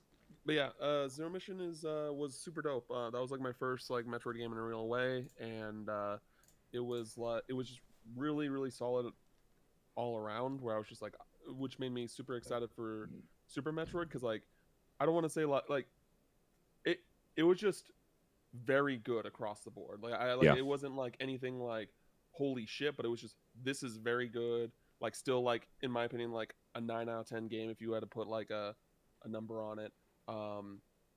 And so, like, when it came to Super Metroid, I was just like, man, I really can't wait to see what Super Metroid is now with how much I enjoyed Zero Mission. So, like, after Super Metroid, you know, like, I mean, obviously I'm early into Dread, and like, by what I've played of Dread so far, I think that it'll top Zero Mission for me by the time I'm done with it. But like right now, Zero Mission is definitely my favorite 2D Metroid after Super Metroid for sure. Cool. That makes a lot of sense. Love it. So that brings us to another dual year release for Metroid games, Metroid Prime 2 Echoes, which came out on the GameCube in November 15th, 2004. So when it comes to the 2 sequels to Metroid Prime, does anyone have like significant things they want to talk about with these? Well, I guess with Echoes to start. Yeah. So with Echoes, it's my least favorite of the trilogy. My ranking will be 1, 3, 2. I would agree with But that. but if exploration is your thing, if that's the thing you love about Metroid, the fact that you have a light world and a dark world, yes, Metroid does that whole thing. It is a long as hell game. That game is long, too damn long in my book. But if you love exploring every nook and cranny of Metroid, that is your jam. And I will say, as far as story goes, I think it probably has just definitively the best story in the Metroid games. I mean, that also has to do with the fact that it's long as hell, and like I'm talking about, this is like a 40-hour game, no joke. Yeah.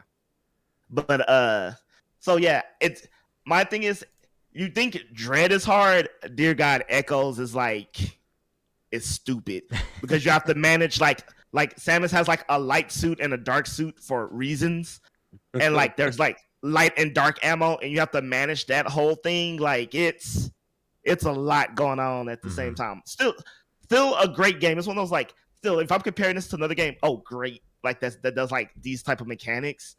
But yeah, that's the game. If like, I like to usually go back and play like hard mode. That was one game I was like, I can't. It's too much. But for those who love Metroid and want to challenge and want to play a game that feels never ending, Echoes all the way. Yeah. Plus, Echoes gave us Dark Samus. Yeah. Love another Echo fighter for Smash. Well, that's actually why they're called Echoes, because she came from Metroid Prime 2 Echoes. Little known fact. Is that a real fact? No, but I Oh. made it. But it sounds convincing, That though. does sound amazing. Yeah, that did sound very convincing. You sold that. Damn, that was, you need to put that on a t-shirt or something. And I don't know if anyone's played 3. I can give my little rundown of Metroid Prime 3. I played 3 too. Yeah, let's go. Let's take out the yeah, we can knock out primes. Yeah. So Metroid Prime 3, in case y'all don't know, you actually meet other bounty hunters. Like, Samus has friends that are bounty hunters, and you meet them in Metroid Prime 3, which is kind of cool. Yeah. And they're hired. The Galactic Federation is like, you know what? This Phazon thing, which is like the overarching nemesis, if you will, like, is a galactic threat, and clearly we all should be like on the same page here. Finally, right? Like, maybe one person shouldn't handle this. And so you meet them and stuff, and it does really cool things story wise, because you go to different planets in Metroid. You're not in one place, so that is something that needs to return, like going to different planets, because that's how that works in like exploring and tools, next level stuff. If they can do it in a way that cuts down on load times, because if you could instantaneously travel from planet to planet, because yeah, that was an awesome mechanic. Getting an ability on one planet and opening up a bunch of stuff on another planet. Yeah, and another thing for characterization, this does well, because you get to learn Samus interpersonal relationships with other people in game, not like someone that she knew or died. And so, spoiler alert, all the bounty hunters get affected with Phazon, which is something you learn in Metroid Prime 1, which turns things like super powerful and evil, quote unquote, for lack of a better term. And she literally has to kill her friends. And like, some of the encounters is just like, dang, Samus is really that person. Like, she is the HBIC for real.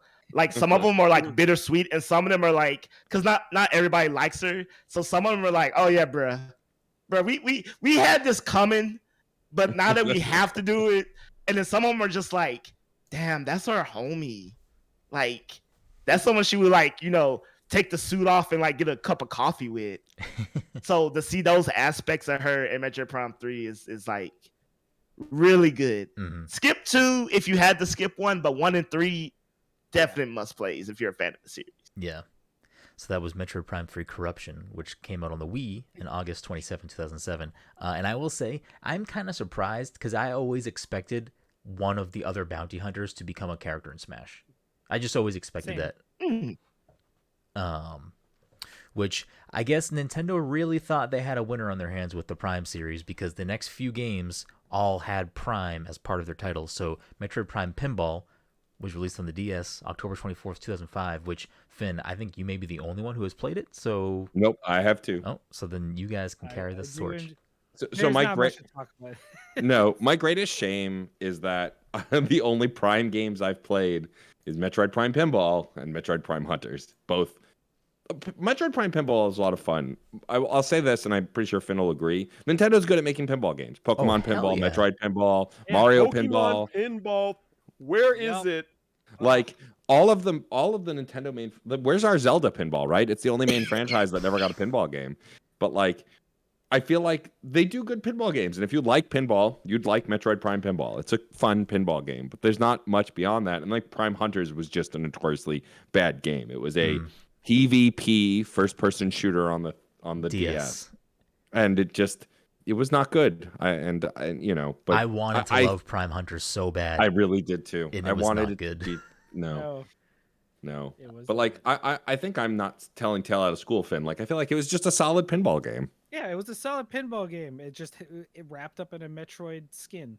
Yeah, pretty much it. Yeah. And Hunters was a really good experiment for the 3DS and having and being able to connect and play with other people. Like the multiplayer aspect was fresh and new, but I don't think it didn't live up to the Metroid name because it didn't have anything that made Metroid Metroid. I think it did a lot of stylist stuff too, if I remember correctly, and it just didn't work well. No.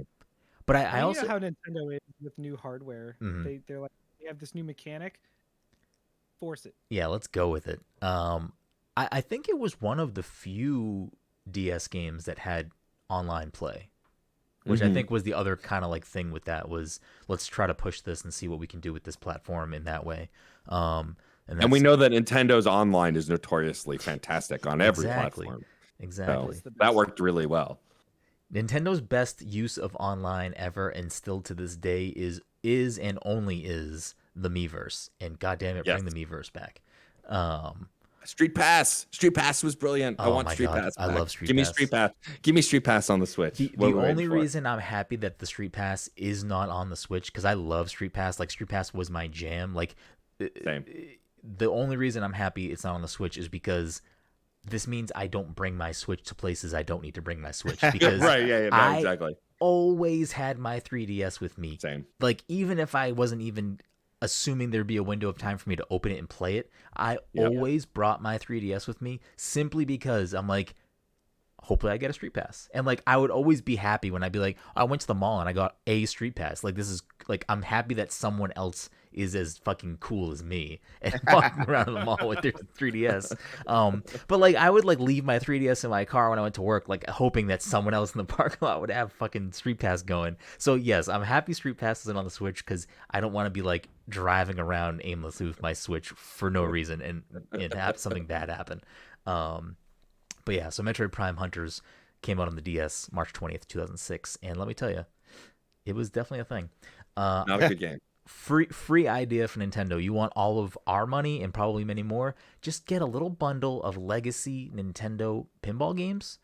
Sell it for $60 on the Switch. Put it in an off month when collection. Yeah, I would. When I you would don't buy have that in a heartbeat. That's a perfect filler month when you're like, we got a Nintendo IP, we got a new Nintendo game every month for 2022. Nintendo Pinball Collection. We'll all buy it. Yeah. You got 5 copies sold right here. Easy. 6. Fuck it, 6. I'll buy 2. I'll keep one wrapped. So then we don't really need to talk about it, but the Metroid Prime Trilogy released on the Wii in 2009 for giving fans a chance to revisit that. Did it add motion controls to the first 2 games? Yes, it did. Yes. So and I've heard it was a great way to play it too. Is. Yeah. One of the few times the Wiimote works phenomenally. Mm-hmm. Yeah, no, for the hate that the Wii gets, certain games use the controller very well, and I think that Yeah. Metroid is definitely one of them. That brings us to the last currently released Prime game, which is Metroid Prime Federation Force in August 19th for the 3DS 2016. You're skipping one on the Wii. Oh, Right? I mean, I know. I am. I'm Let's sorry. just knock Federation Force out of the way, though. Yeah, Yeah, it I was mean, bad. there's nothing to It's a say about bad game. Federation Force. Is Samus even in the game? No. Yeah. You play as nameless bounty hunters of different colors. The only thing that I want to bring up with Federation Force, and then we'll get back to Other M, is that removing the trilogy, I guess Other M. So from 2010 to 2016, so we go 6 years with no Metroid game, and then Federation Force is the return to Metroid games, and like that's just not it. Like, no, it's just not it. Everyone was so disappointed when they announced that. I remember that E3. Mhm. Yeah. Everyone was just like, oh, "New Metroid! It's a Oh. bounty hunter game. Yeah. Why?" And And not it's, only- and it's basically like soccer in a weird way. Yeah. Like, it could have maybe worked as a game within another game, but like not as its own thing. It just No. and you besmirch the Metroid Prime name with that too. Yeah. You know what I mean? It's just Yeah. Anyways, It was in the dark era. yes. Yeah. But then we get Other M, which is definitely a very divisive game, which released on the Wii August 31st, 2010, developed by Team Ninja, I believe. Yeah, Team Ninja. So this is definitely a very different take on the franchise, and I know at the least Odell, I believe, is a big fan of this game. So, all right. So, Other M, story wise, 1 out of 10. 0. if a Yeah. 0 is a viable score, 0 out of 10. 1, ignoring within its own game, the story does not make sense. It introduces characters, there's a mysterious killer, and they just kind of leave that story plot alone. Like I don't know, whatever. 2, destroys Samus's character from A to Z. Like Yeah. someone was like, I've never played a Metroid game. Stoic woman in space, traumatic past. This is probably what she's like. Yeah. Bad, just bad. Not gonna dwell on it. Gameplay wise, though, Yeah. very interesting. And before anyone be like, no, Other M is not redeemable. How come we saw things introduced in the Other M and Metroid Dread? Because they were Yep. good. Yep. They were good. Longest time I told people, ignore the story, play Other M. Boss battles are really cool. I hope they do 2.5D, which that was the term at the time, if y'all remember. Yeah. Yeah. Mm-hmm. I hope they do 2.5D boss battles in the future, because that was a really good idea, and we saw them return in Dread. Yeah. Look, And- I'm and right no- up. Oh, sorry. Yeah, and just I just really think it's one of those games where it's like it's a different play style, like kind of like Mario Odyssey, but still feels very Metroid. Mhm. Like, it's not that I clamored for that style again, but I thought it was fun. It was just like, we got to see 2D, we got to see 3D, now we get to see this weird in between, and it kind of worked. It really did. And it's one of the few Metroid games where you don't lose your powers, and the reason you don't use your powers makes perfect sense. Because you're in an unknown environment, so using things like the plasma being super missiles, like, you might destroy the station. It might set things off you don't want to. And it gets to a point where Samus is, fighting the enemy, and she's literally like, yeah, know what? Screw protocol. I'm just about to do the damn thing. And it's like an amazing, like, oh, hell yeah. Oh, we're throwing protocol out the window? All powers available now? Let's go. So Sans story, I think it's pretty fun and worth the visit. I mean, I would agree with you. Metroid Other M, I think, story notwithstanding, brought a lot of cool stuff to the table. It looked slick. It played well. I love the 2.5 perspective. The boss battles were super well done, and it's never gonna be the king or the queen of the crop, but it's story holds it back, and unfortunately story is a big part of the game, so you have to like look at it. You can't look at it in a vacuum, but when you play the game, it plays really well, and I liked what I played.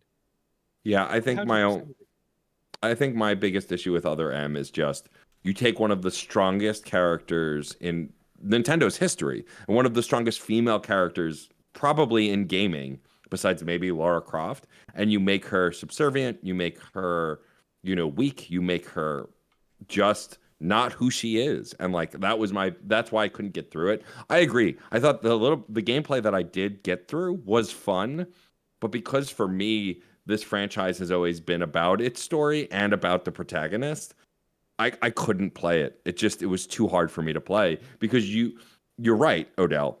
It was made by people who didn't know this character and didn't want to learn. It was it felt sexist. Oh, she's a woman.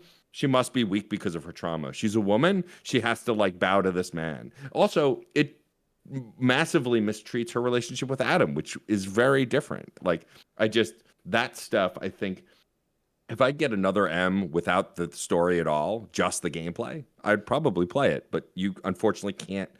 It's hard to separate it if you're really attached to the narrative of the Metroid games. Oh no, I completely agree with you. So the moment where I literally, out of pure anger, didn't want to play the game no more. Whenever you fight Ridley, someone apparently knew Metroid enough to know that Ridley killed her parents, and she literally breaks down, like crying, like her suit starts to phase off, which doesn't make sense, but let's go with it. Her suit can phase off. She's like, Ridley, no! Oh my god! I'm like, you've canonically at this point in the story have fought this motherfucker like 4 to 5 times. Excuse my language. Right? Like, come on. But now the 6th time, now you're about to break down. What? Yeah. Like it literally pissed. Like if Twitter was a thing or a bigger thing back then, I think I would have spent a week just on Twitter being like, "You're Team Ninja." You don't know me, but 1 out of 10 tweets. Yeah, so that moment, like I feel you in the story because like her literally breaking down, shaking, damn near crying in fetal position in front of Ridley was too much for me to bear. Like I had to literally just be like, it's not canonical. Just let it happen. Just let it happen. We'll get through this together. I've never played. I've played very little of Other M, and now I feel like I have to because I feel like I need to experience this like other universe Samus who's not this fucking badass. Because like in Dread, you see, Metroid is who she is. Metroid, Jesus. Samus is who she is. Yeah, Samus is who she is, and like we'll get to Dread in just a second. But yeah, I need to now experience, at least for the gameplay, but also to kind of like laugh at how comically bad the story is. She has this weird like mother abandonment with the baby Metroid from Super Metroid that's like there's damn near a scene where like I swear to God she's like thinking about how's her baby and how she can get to breastfeed it. Like it's a weird analogy thing going on there, bro. I didn't know what it's odd. I think does that sum up Other M for us? Yeah, I think so. So that brings us to the final game before Dread, which is Metroid Samus Returns, which released on the 3DS September 15, 2017. And I think we can all look very questionably at this as, why was this game on the 3DS and not just on the Switch? But I also think maybe for the better. Like maybe it's better that Dread is the like return to the series on the Switch and not Samus Returns. Even though, man, I know you had good things to say about this game. I mean, I would say that you're right. I think, well, first of all, it was so far in development that I think flipping it to the Switch would have make just sense, yeah. And like, especially considering the map was so primed for, no pun intended, for that setup, but also you could switch weapons using the touchscreen. I think like all of that just worked. It was clunky a little, the switching weapons, but like the map always being on your bottom screen was like a flawless thing that makes this game, especially a game where like Finn was saying earlier in the original, which you still do in this, you have to hunt the Metroids and not sequence break, but you're like going back to places, you're looping around, you're repeating areas. Just having the map accessible the whole time makes perfect sense for this remake. Again, like Zero Mission, this is the definitive way to play Metroid 2. There's no reason to play the Game Boy game if this is just a better version of it. But also now having played Dread, this is absolutely a demo for Dread. Like, so much of the maneuverability is like, I would still say Dread has the tightest controls of any Metroid game ever, but this one, like, the blueprint's here. And then on top of that, like, I would say that this game is still worth revisiting. If you have your 3DS and you know where your charger is and you're not like me and had to ship one on Amazon because you couldn't find yours, you should still play this game. Even if you've played Dread already, still go back and play this game. It is absolutely 100% worth it.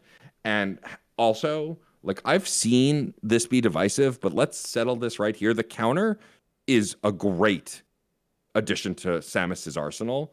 Being able to interact with enemies that way, like the people who don't like it, I think just don't want to take extra steps. And like Dread has some middle ground where you don't have to counter everything, whereas it was a new mechanic here, and so you had to counter most enemies. But like the badassery and cinematography of the boss battles in this game, because you could counter and then still pump them full of missiles while you're flipping on their back and jumping around. And then even for the regular enemies, how cinematic it was to like knock them back and then just one shot and they were dead. Like this made Samus feel like the badass we always knew she was. Wait, that exists in Samus Returns?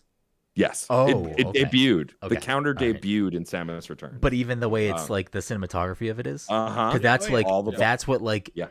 When we get to Dread in just a second, like this is what took Dread from being like a game for me that was like would have been a good game no matter what to being this like, oh fuck, like Samus does not give a fuck. Yeah, that started in Samus Returns, and it's the Digger boss. Yes. The final execution was the coolest display of just ambient storytelling. Like, we don't have to tell you Samus is a badass. We're gonna show you right now. Mm-hmm. And it was so well done. And then they just amped it up in Dread, and I loved it. Yeah. It's just also the music's great. The environments are great.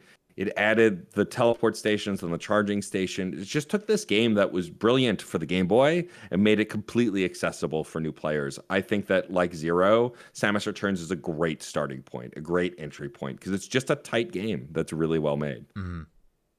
Does anyone else have anything to add to Samus Returns before we get to Dread?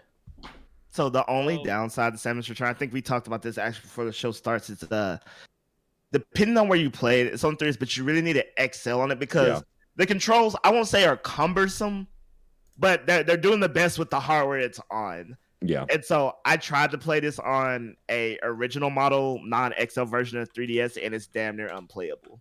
Yeah. It was designed for the XL, like a lot of the later games were. And my hand's still cramped up a bunch just because I have giant man hands. Not that women and non-binary folk can't have giant hands. I'm a man and I have giant hands, so I have giant man hands. But like I played, so when I heard about Dread, I lost my mind. I got super excited, and then I immediately unburied my DS and bought DS XL, 3DS XL, and bought this game. And then I spent 2 weeks playing nothing but this game, taking my time with it, like. The hardware, like Odell's right. Like if you're on the old 3DS, it would be a challenge. But if you have the new 2DS or the new 3DS, buy this game today. I'm telling you, if you like Dread, it is absolutely worth your time in every respect. I mean, you're selling me. I might buy a copy. Yeah. I'm pretty sure I talked to you about playing Samus. I'm not going back to my 3DS anyway. But, I know. I mean, but so here's the thing to that point, Cam, is that I was gonna ask all of you at the end of this is like I loved Dread. Like I have some complaint. I mean, nothing is perfect, but I have some things about it. But overall, like I loved that game to the point where it's like, do I go play Super Metroid or Fusion or Samus Returns? Like, what is the next? Like, if I am a lapsed Metroid player and I want to go play another Metroid game, like, what is the next step after Dread? I mean, it's one of those things where like, because this game was made by Steam Mercury, like Mercury Steam, like it's gonna feel like Dread. It's gonna look like it's gonna be the most familiar in Yeah. the sense of like the HUD, the like, you know, like what things look like, the map, like, you know, things like that. So based off of that, you know, it would be Samus Returns, but I think that out of like, you know, Zero Mission, Super Metroid Fusion, Samus Returns, I think Samus Returns is the weakest, like by far. Like I still think I would it's a agree. good game. I would agree. I think by far it's the weakest. Mm-hmm. And the reason why I feel that way is like, and this is, you know, this is a remake of 2, so I'm sure like a lot of this is because this is just how Metroid 2 was designed. Like your weapons don't stack. Like when you get upgrades, like they don't stack. You have to change your normal gun to the ice gun, and like that is really annoying. Like I really hate, especially because like all the bosses are mutated Metroids, and you have to use the ice beam specifically to do damage to them. And it's like, and you know that when it comes to the bosses, like there are very few bosses that aren't just a mutated Metroid, and it's like basically the same Old Song And and they Dance. repeat a lot.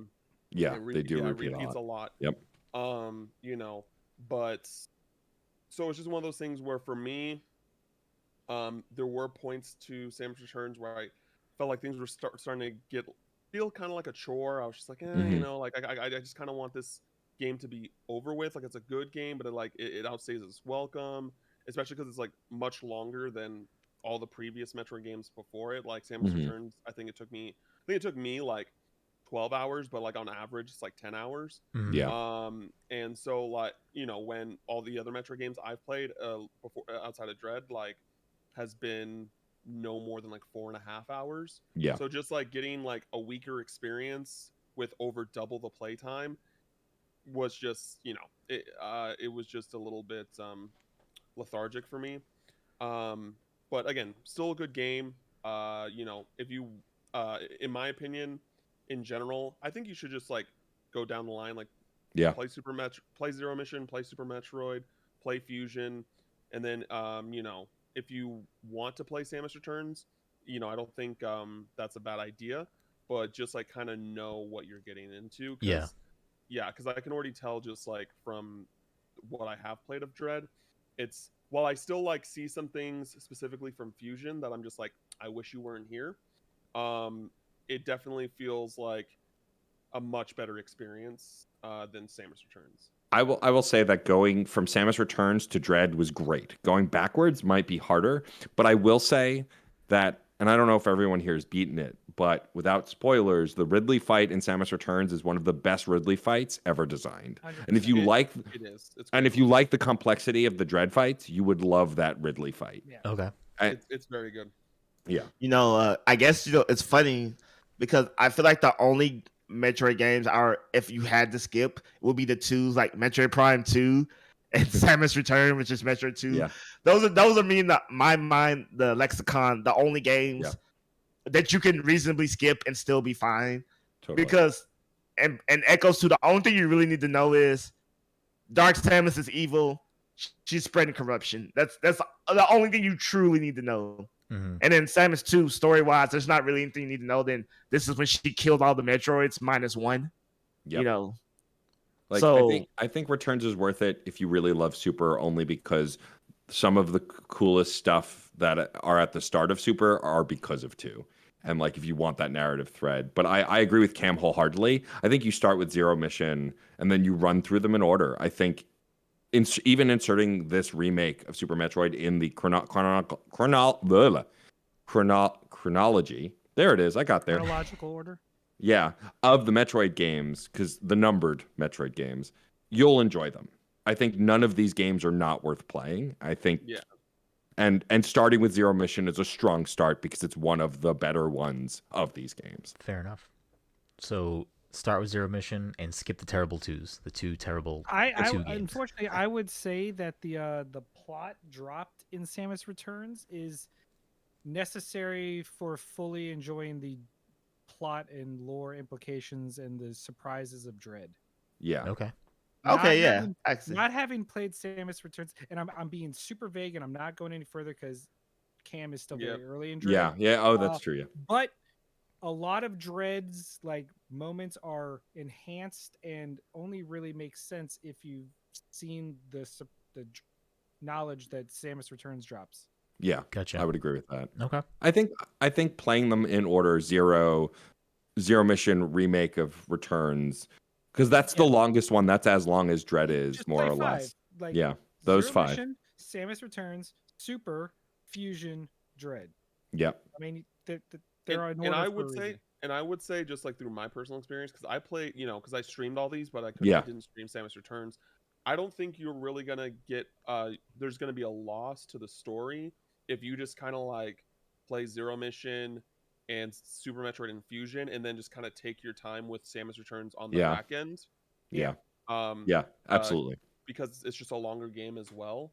Yeah. That I think that maybe that would be also a good idea.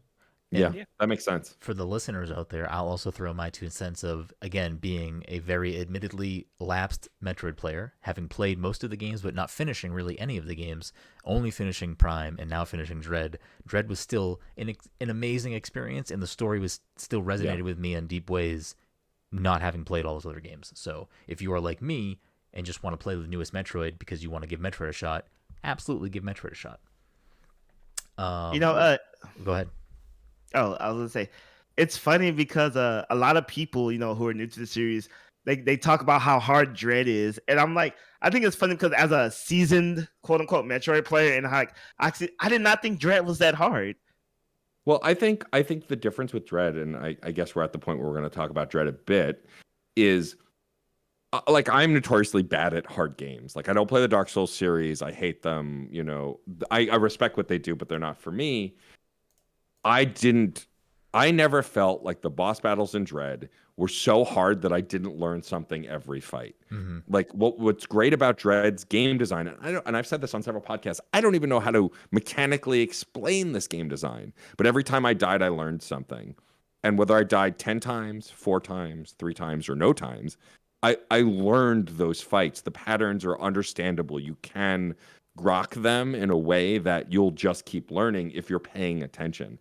And I love that kind of game design. And that's what I think Super Metroid's always done well. Fusion, like all of the good 2D Metroid games have done that kind of game design. And where I feel like, the Dark Souls games, it's a little more random. I'm sure that if I spent that kind of time with those games, I could probably do the same. But there's something about the inherent education of the Metroid games and how they teach you to play them, both obviously and less obviously. And I think Dread is just the pinnacle of that. And then also Dread is just the best Samus has ever controlled.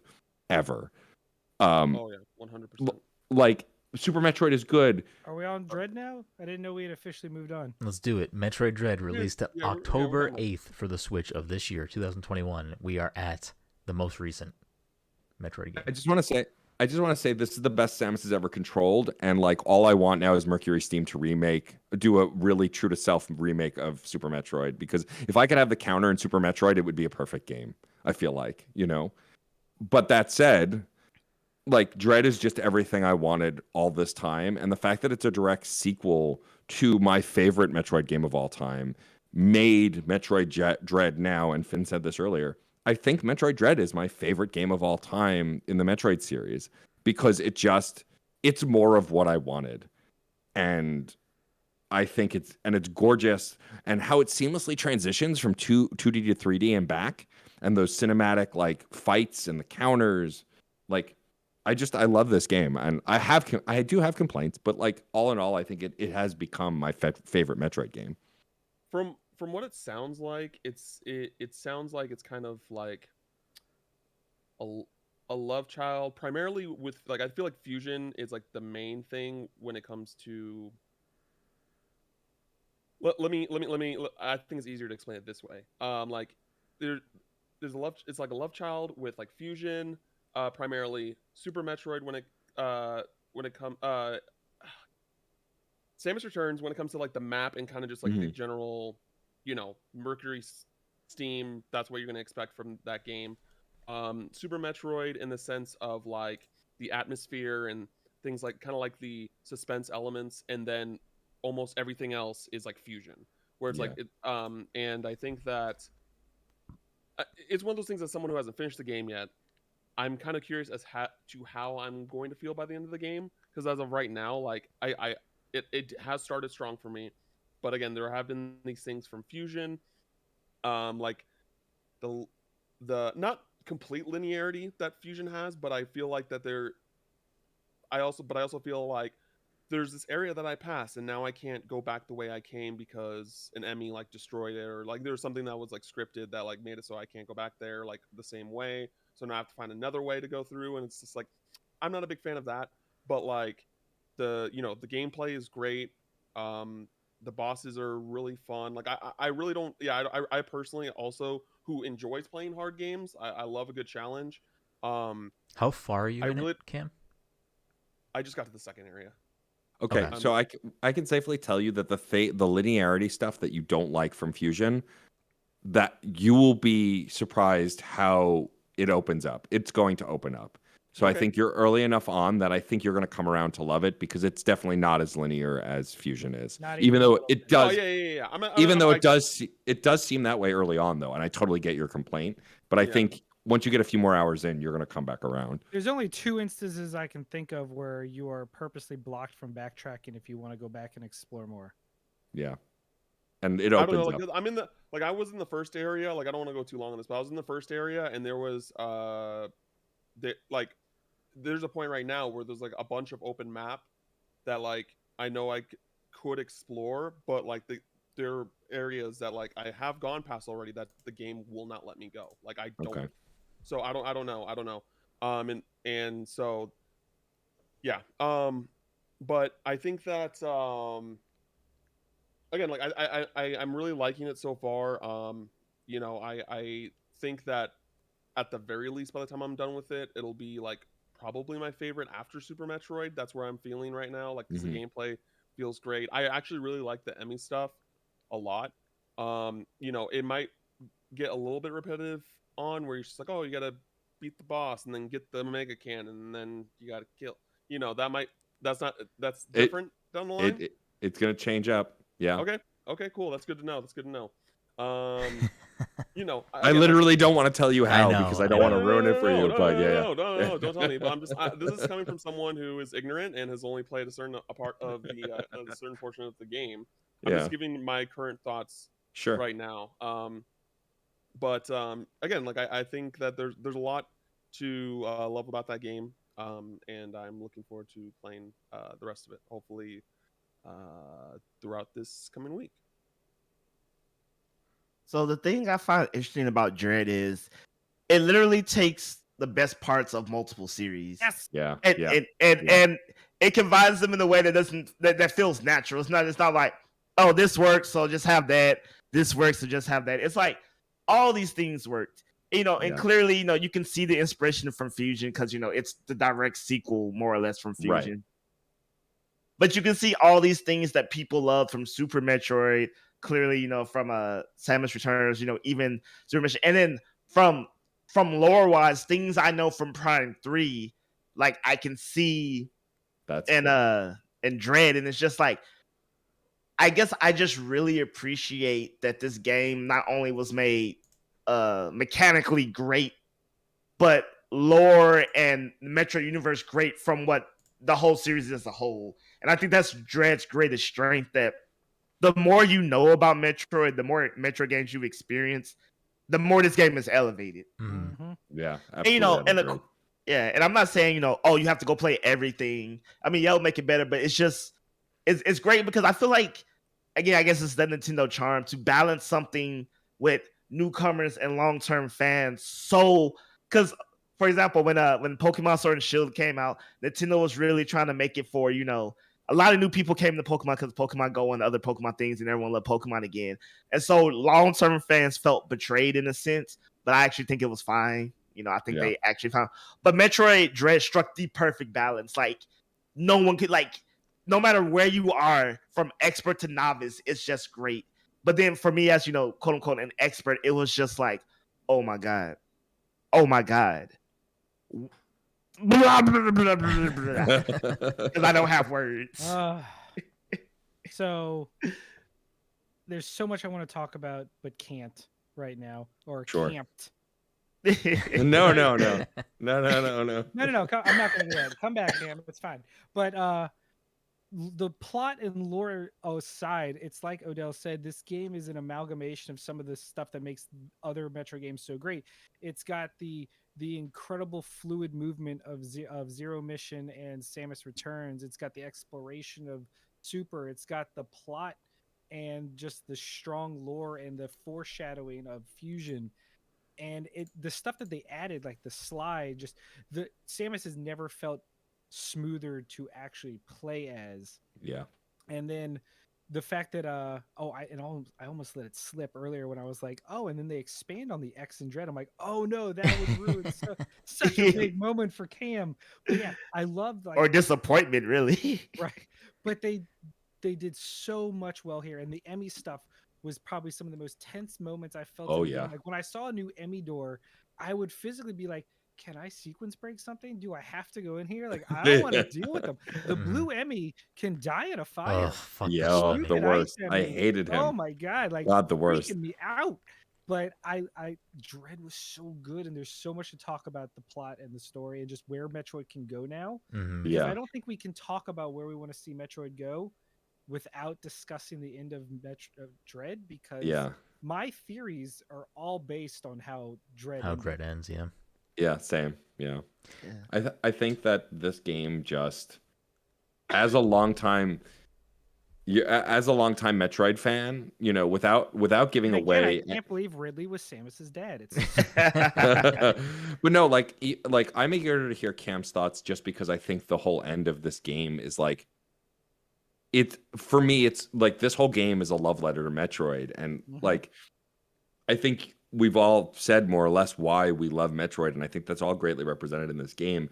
But narratively, also, we just get to see the biggest picture of who Samus is in this game. It's been in the other games, but because the Switch can just do more, and also like Brenden was alluding to earlier, this is the perfect mix of 3D and 2D.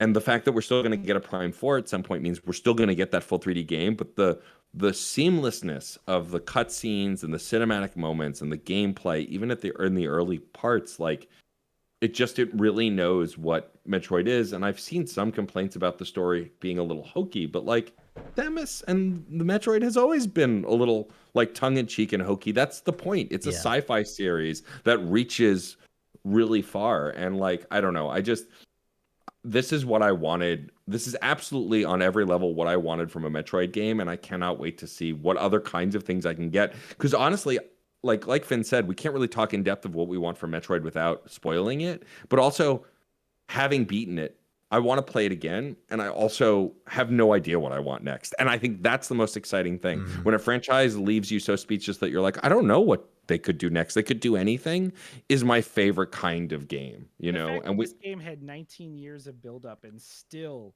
hit my expectations, if not beat them.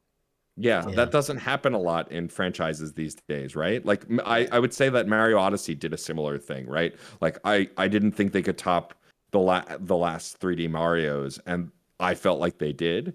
And that just doesn't happen with every franchise, and so I'm so glad that one of my favorite franchises managed to accomplish it. Yeah. All right, guys, put on your tinfoil hats. I think Metroid Prime 4 got delayed because it is going to be after Metroid Dread. I really feel like there you go. That's what I'm talking about. I really feel like Metroid Prime 4 chronologically has to be after Dread. I need the story to continue after Dread. Metroid Prime 4, it can't be another in between, like, because Metroid Prime 1 and 3 fits between 2 and Super. So I'm like, there's nothing you can squeeze. 4 can't. You can't put more in between there. We're good. So I need and if 4 is not a sequel to Dread, I need 4 to be the game to explain some things that Dread just kind of unloaded on us. I need 4 to 4 is going to explain XYZ, and this is what was going on. 4 needs to do some things story wise, and that's why I think it got delayed. I could be completely wrong, and probably am, but I'm hoping that's the reason. So I do want to comment on that because I'm kind of in the same boat with you, but I also have some things I want to say about Dread. But with Metroid Prime 4, part of me thinks one of two things. One, what you're saying, Odell, which is they're reworking the narrative aspect of that to build into the same universe and kind of unify the 2D, 3D universes.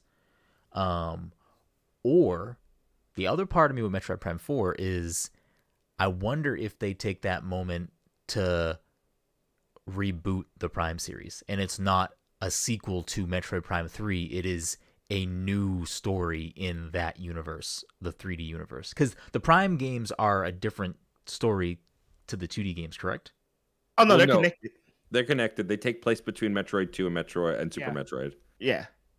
That story is all just wedged in between those two games. Yeah. Interesting. Like it's technically standalone, but it does fit into the greater Metroid mythos. Yeah. Okay. All right. Well, then they're gonna connect it to Dread. Then I don't know what I'm talking And about. the reason I'm saying it because the Prime games explores the history, culture, and the people of the Chozo the most in depth out of all the games. Yep. Yeah. Okay. As we know. Yay, Metroid. So when it comes to Dread for me, like, again, as someone who's been loves Samus, loves Metroid, hasn't finished a lot of these games, Dread had to live up to this weird expectation for me of like, I need this to be like the game that pulls me back into Metroid and like makes me want to go back and play those other games.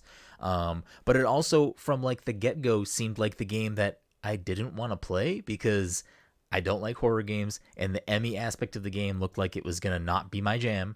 And even though it was kind of not the thing I would seek out to play, it also, the way that the Emmys work in the game and how they're kind of restricted to these specific areas, it was like enthralling in the wrong ways for me, but like it worked. And it was like, you know, like Finn had said, like whenever I got to a new Emmy section, I was like, fuck, like, but also like, all right, let's get through this. Let's fucking beat this motherfucker. Let's do it.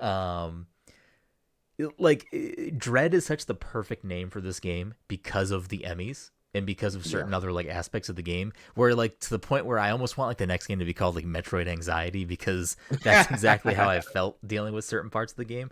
But like the beginning parts to this game, I was still kind of getting my footing and figuring out like, this is a good game, but like, is it going to hook me? Am I going to want to finish this? Like, is this going to be the thing that pulls me in? And when you get to the first main boss, and when you start really seeing the cinematics intertwine with the gameplay and how it's all kind of seamless, and you can still control certain things during the cinematics, and there is one point where, and I took like 18 screenshots and like a 30-second video of it. I'm sure everyone did.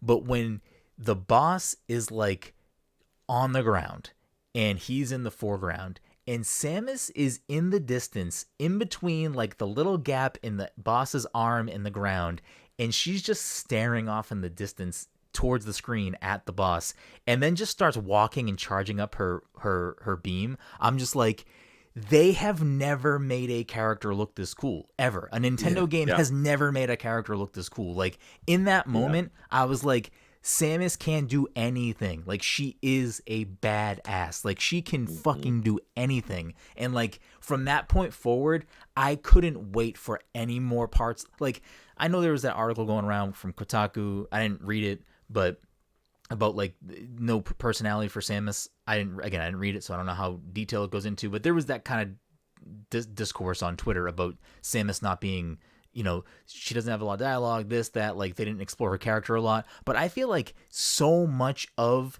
the cinematics in just certain scenes in the game do so much more than most games do with like showing a character's personality and storytelling. And I like was always waiting for the next moment when I would get to one of those scenes where it was like, I know who Samus is and how she is and what she's about based on what she is doing right now. And every time I was so satisfied. Like, I will like that is like a top 5 gaming, maybe top 10 gaming moment for me. Just like that scene of her downing the boss and then just like slowly walking and charging up her beam. Like, it just, it gives me chills thinking about it. It's so good. Like, so good. See, I agree with you 150%. But then when you play other M, just so you know, it will be the literal polar opposite of everything you just said. Yeah, literally. Like okay, you know, just this is in the trailer. Like, you know, when she meets Craig again, Craig. I never know how to say it. Craig. Yeah. Craig. Yeah. When she sees Craig, you know, she's almost like, "What's up, fool? You about this life?" I mean, we saw how it ended the last time. I mean, we could go again. You know, that's the expectation you expect from Samus. But you know, other M, it was like, "Oh no, you again!" Ah. Yeah. I mean, no, I agree. And like, we didn't shout it out, but of course, the voice acting legend Jennifer Hale voiced primarily grunts and like oof noises for Samus in the Metroid Prime trilogy. And like, I hope that they bring Jennifer Hale back for Metroid Prime 4. But like, Samus is notoriously a character that doesn't speak much, but still, you know what she's feeling and how she's doing. And like, I agree. I think Dread, and like, I don't want to go too far off, but like, Dread continues to do that better than ever. I agree. Like, it took the inner monologue of Fusion and turned it into action in a way that still makes Samus one of the most badass characters to walk in the Nintendo universe. For sure. Yeah, in the opening moments of the game, to see Samus literally helpless is like such a surreal moment. It's like especially you've walked with her, you've seen her, and to see her, even when she's losing, she's still like, yeah, I got this. But to see her to be like, it's like, oh damn, like to have that in your mind, this is an adversary that literally like had her pushed that far is just insane. And I think to open the game like that, compared to being like a space station exploded and what was it, physical amnesia, whatever nonsense they said this time around. Hey, give them credit for trying. Does anyone have further thoughts on Dread before we move on? It's just really good. It is a very good game. Yeah. I feel like to me it's easy, 9 out of 10. And I know some people don't think it's that good, but it's interesting though. Every time I talk to people that I don't want to say dislike, but don't think Dread as good as it is, it's almost always like trying to find something wrong. Like you're that AP English teacher is like, no paper is perfect. So you're like, yeah, this right here. That's why I feel like that's my credit to Dread. It's the game that's so good that you kind of gotta go academic levels to find things wrong with. You're like circling commas, like, you know what? That's one too many commas. Get out of here. So yeah, Dread, very good game. And I guess before we wrap things up, the last point that is kind of hard to make, as both Matt and Finn had kind of started to talk about, is that without really getting into the details of Metroid Dread's story, what does the future of Metroid look for everyone? I guess removing the narrative aspect of that, like, I think we can all be in agreement that this game is probably going to sell very well, probably the best-selling game in the franchise, up to date, and is probably going to, make things very hopeful for the franchise going forward, and, maybe we'll see a lot more Metroid stuff, or at least more Metroid stuff sooner, as opposed to historically these large gaps within the series putting out new games. But with that being said, we know Metroid Prime 4 is coming at some point, so we know we have at least that to look forward to. But outside of that, like, what would make everyone happy if they even have anything they want to say about, like, the future of this video game series going forward? I think for me, based off Dread, and just because if you start as Fusion as a starting point, I just think these games are going to become more narratively driven as we move forward. Not saying that it's going to change its sense of discovery, isolation, and stuff, but where I feel like the story was always more like you come across it, you either do or you don't. It's going to be more of a you kind of do. And we're going to get more heavy emphasis on story in Metroid Prime 4 and stuff. In the Metroid way, of course. It's it won't be no Last of Us. Don't get me wrong. Yeah. But I think that's really what they're going for. They really want a sense of unity between the games. And, I think going forward, there's going to be more of a importance for them to make sure that the greater story makes sense in a way, is what I think. And I think it'll continue to be one of those series where it'll never truly be 2D or 3D. We'll probably, continue to do this, bounce between a 3D title, some 2D titles, and so on and so forth, is my guess. Or maybe even an experimental title like Other M, but not like Other M. Yeah.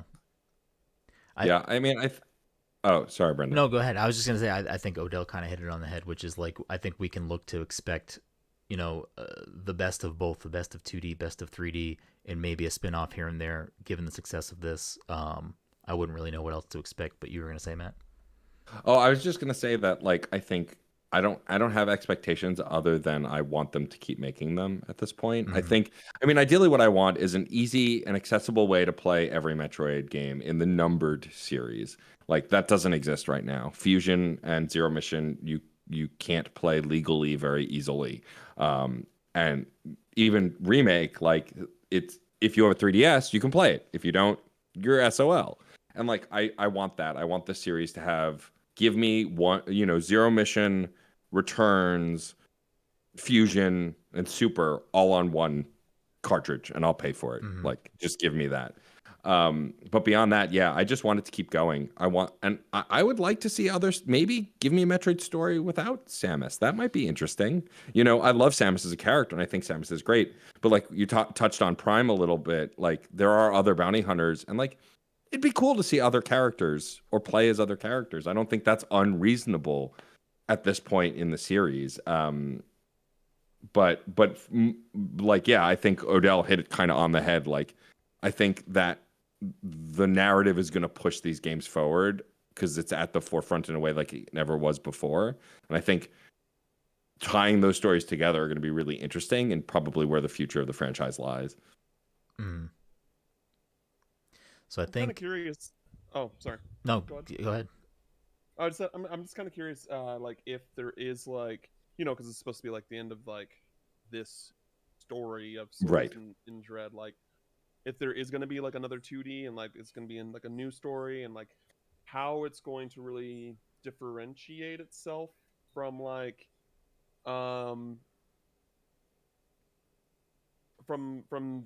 this past story, if it like, you know, with it, if Samus is like the main character, which likely she will be, that because like I don't want, because the past like few games have been like, oh yeah, there's no more Metroids except there is one, and then except yes there is, and like to the point where I don't want that kind of reveal or revelation to get like stale, like that to be like kind of like the driving force is like, oh, you get to near the end of the game and it's just like, you know, like you get to Fusion and you get to the research laboratory and there's all those Metroids there. It's just like, okay, I thought all the Metroids were dead, but cool, you know. And now, you know, you start up Dread and it says that they're all extinct again. I was like, okay, like, and someone who hasn't finished the game yet, I'm like, okay, are they Yeah, really? We'll see. You We'll really see. need to finish the game, I think, is like Yeah. that's going to help you with this kind of This kind of what you're saying. direction. Yeah. So and even so, it's just like, okay, even if all of the Metroids are extinct by the end of Dread, it's just like, it's literally like, where do we go from now? Like the series is called Metroid, you know what I mean? Like it's Maybe you'll find out, maybe you won't. I don't know. So what I'm saying is like, what I'm saying as someone who's ignorant, if Dread does say like, oh, Metroids are still not extinct, then it's just like, all right, well, like, I don't want this to keep being the kind of thing that these games do moving forward. And if it is extinct, there's like, okay, where do we go from here? So because it's called Metroid, the series is called Metroid. God damn it, Cam, you need to finish the game. You just need to finish the game. I know. Hey, blame Best Buy. Blame Best Questions Buy. about the game will be answered in the game. Yes. Yeah. Blame Best Buy. I have an idea, Cam. Don't watch Dune tonight and play more Metroid. I think you'll be happier. Hell no. I think you'll be happier. I've been waiting for Dune for like 2 years. So unless we've been waiting for Metroid Dread for 19. That's true. That is Fuck very you true. guys, I've been waiting for Metroid Dread for a few weeks technically. I guess I feel like this is how I felt. Without spoiling anything for Dread, where I wish they want to explore is Samus and her relationship with the Galactic Federation is where I think the story is going to go. Yeah. That's where that's one is going to have issue with the other. Yeah, is basically where I think the story will go, because they have just been on their BS for like all the games, and I remember thinking, are we ever going to deal with these fools? Like literally deal with these fools? And I think Dread puts us in a place to be like, we're going to deal with these fools. Yeah, I could see that. I like the idea of that. So, Finn, unless you have anything else to add, I think this is a great time to wrap the show. Nope. Everything that I wanted to be said has basically been said by everyone but Cam, because he is guessing. I am indeed guessing. So, first of all, I just want to say thank all of you so much for coming on the show and going for this really solid, tight hour episode of Metroid. I'm very, very sorry. Very, very sorry. But with that being said, Finn, why don't you lead us off? Plug whatever you want to plug. The floor is yours. Sure. I mean, I'm on Twitter at NOLA Nerdcast. I'm part of the SDGC crew, but if you ever want to talk games, comics, or anything just nerdy and fun, like I love meeting and talking to new people. Always hit me up anytime. My DMs are open. Just don't be a dick. That's all I ask. It's a very simple rule. Hell yeah. Don't be a dick. Matt, aka Stormageddon, what about you? So the best place to find me is DJ_Stormageddon on Twitter. I'm most active there because Facebook sucks and I barely use Instagram. If you want to check out all the stuff that I do, it's all in one convenient place now. You go to www.djstormageddon.com. It has all my podcasts, the best way to support me, my merch store, my Ko-fi, all that stuff. So if you want to go there and check out all that stuff and just drop me a line and say hi. Odell? Yeah, so I'm Odell Harmon Jr. on Twitter. That's also the name of my website if you want to see everything that I do. I have a podcast called Full Circle Podcast where I invite friends, both big and small, from all around the gaming industry. We have a lot of fun. Other than that, I freelance. I'm featured on things. Just follow me on Twitter. You usually see that. Or, I've been crawling around the internet for a long time. So sometimes stuff I forgot I did pops up here and there. So that's always fun. Cam, what about you? You can follow me on Twitter at CamFinalMix, and I stream on Twitch, twitch.tv/CamFinalMix. Hell yeah. And you can find me at BGroom and everything we do at Pass Controller. And again, thank all of you so much for coming on and spending this lovely couple hours chatting about Metroid. I can't wait till the next time all of us can chat again. And to listeners out there, thank you so much for hanging with us. Until next time.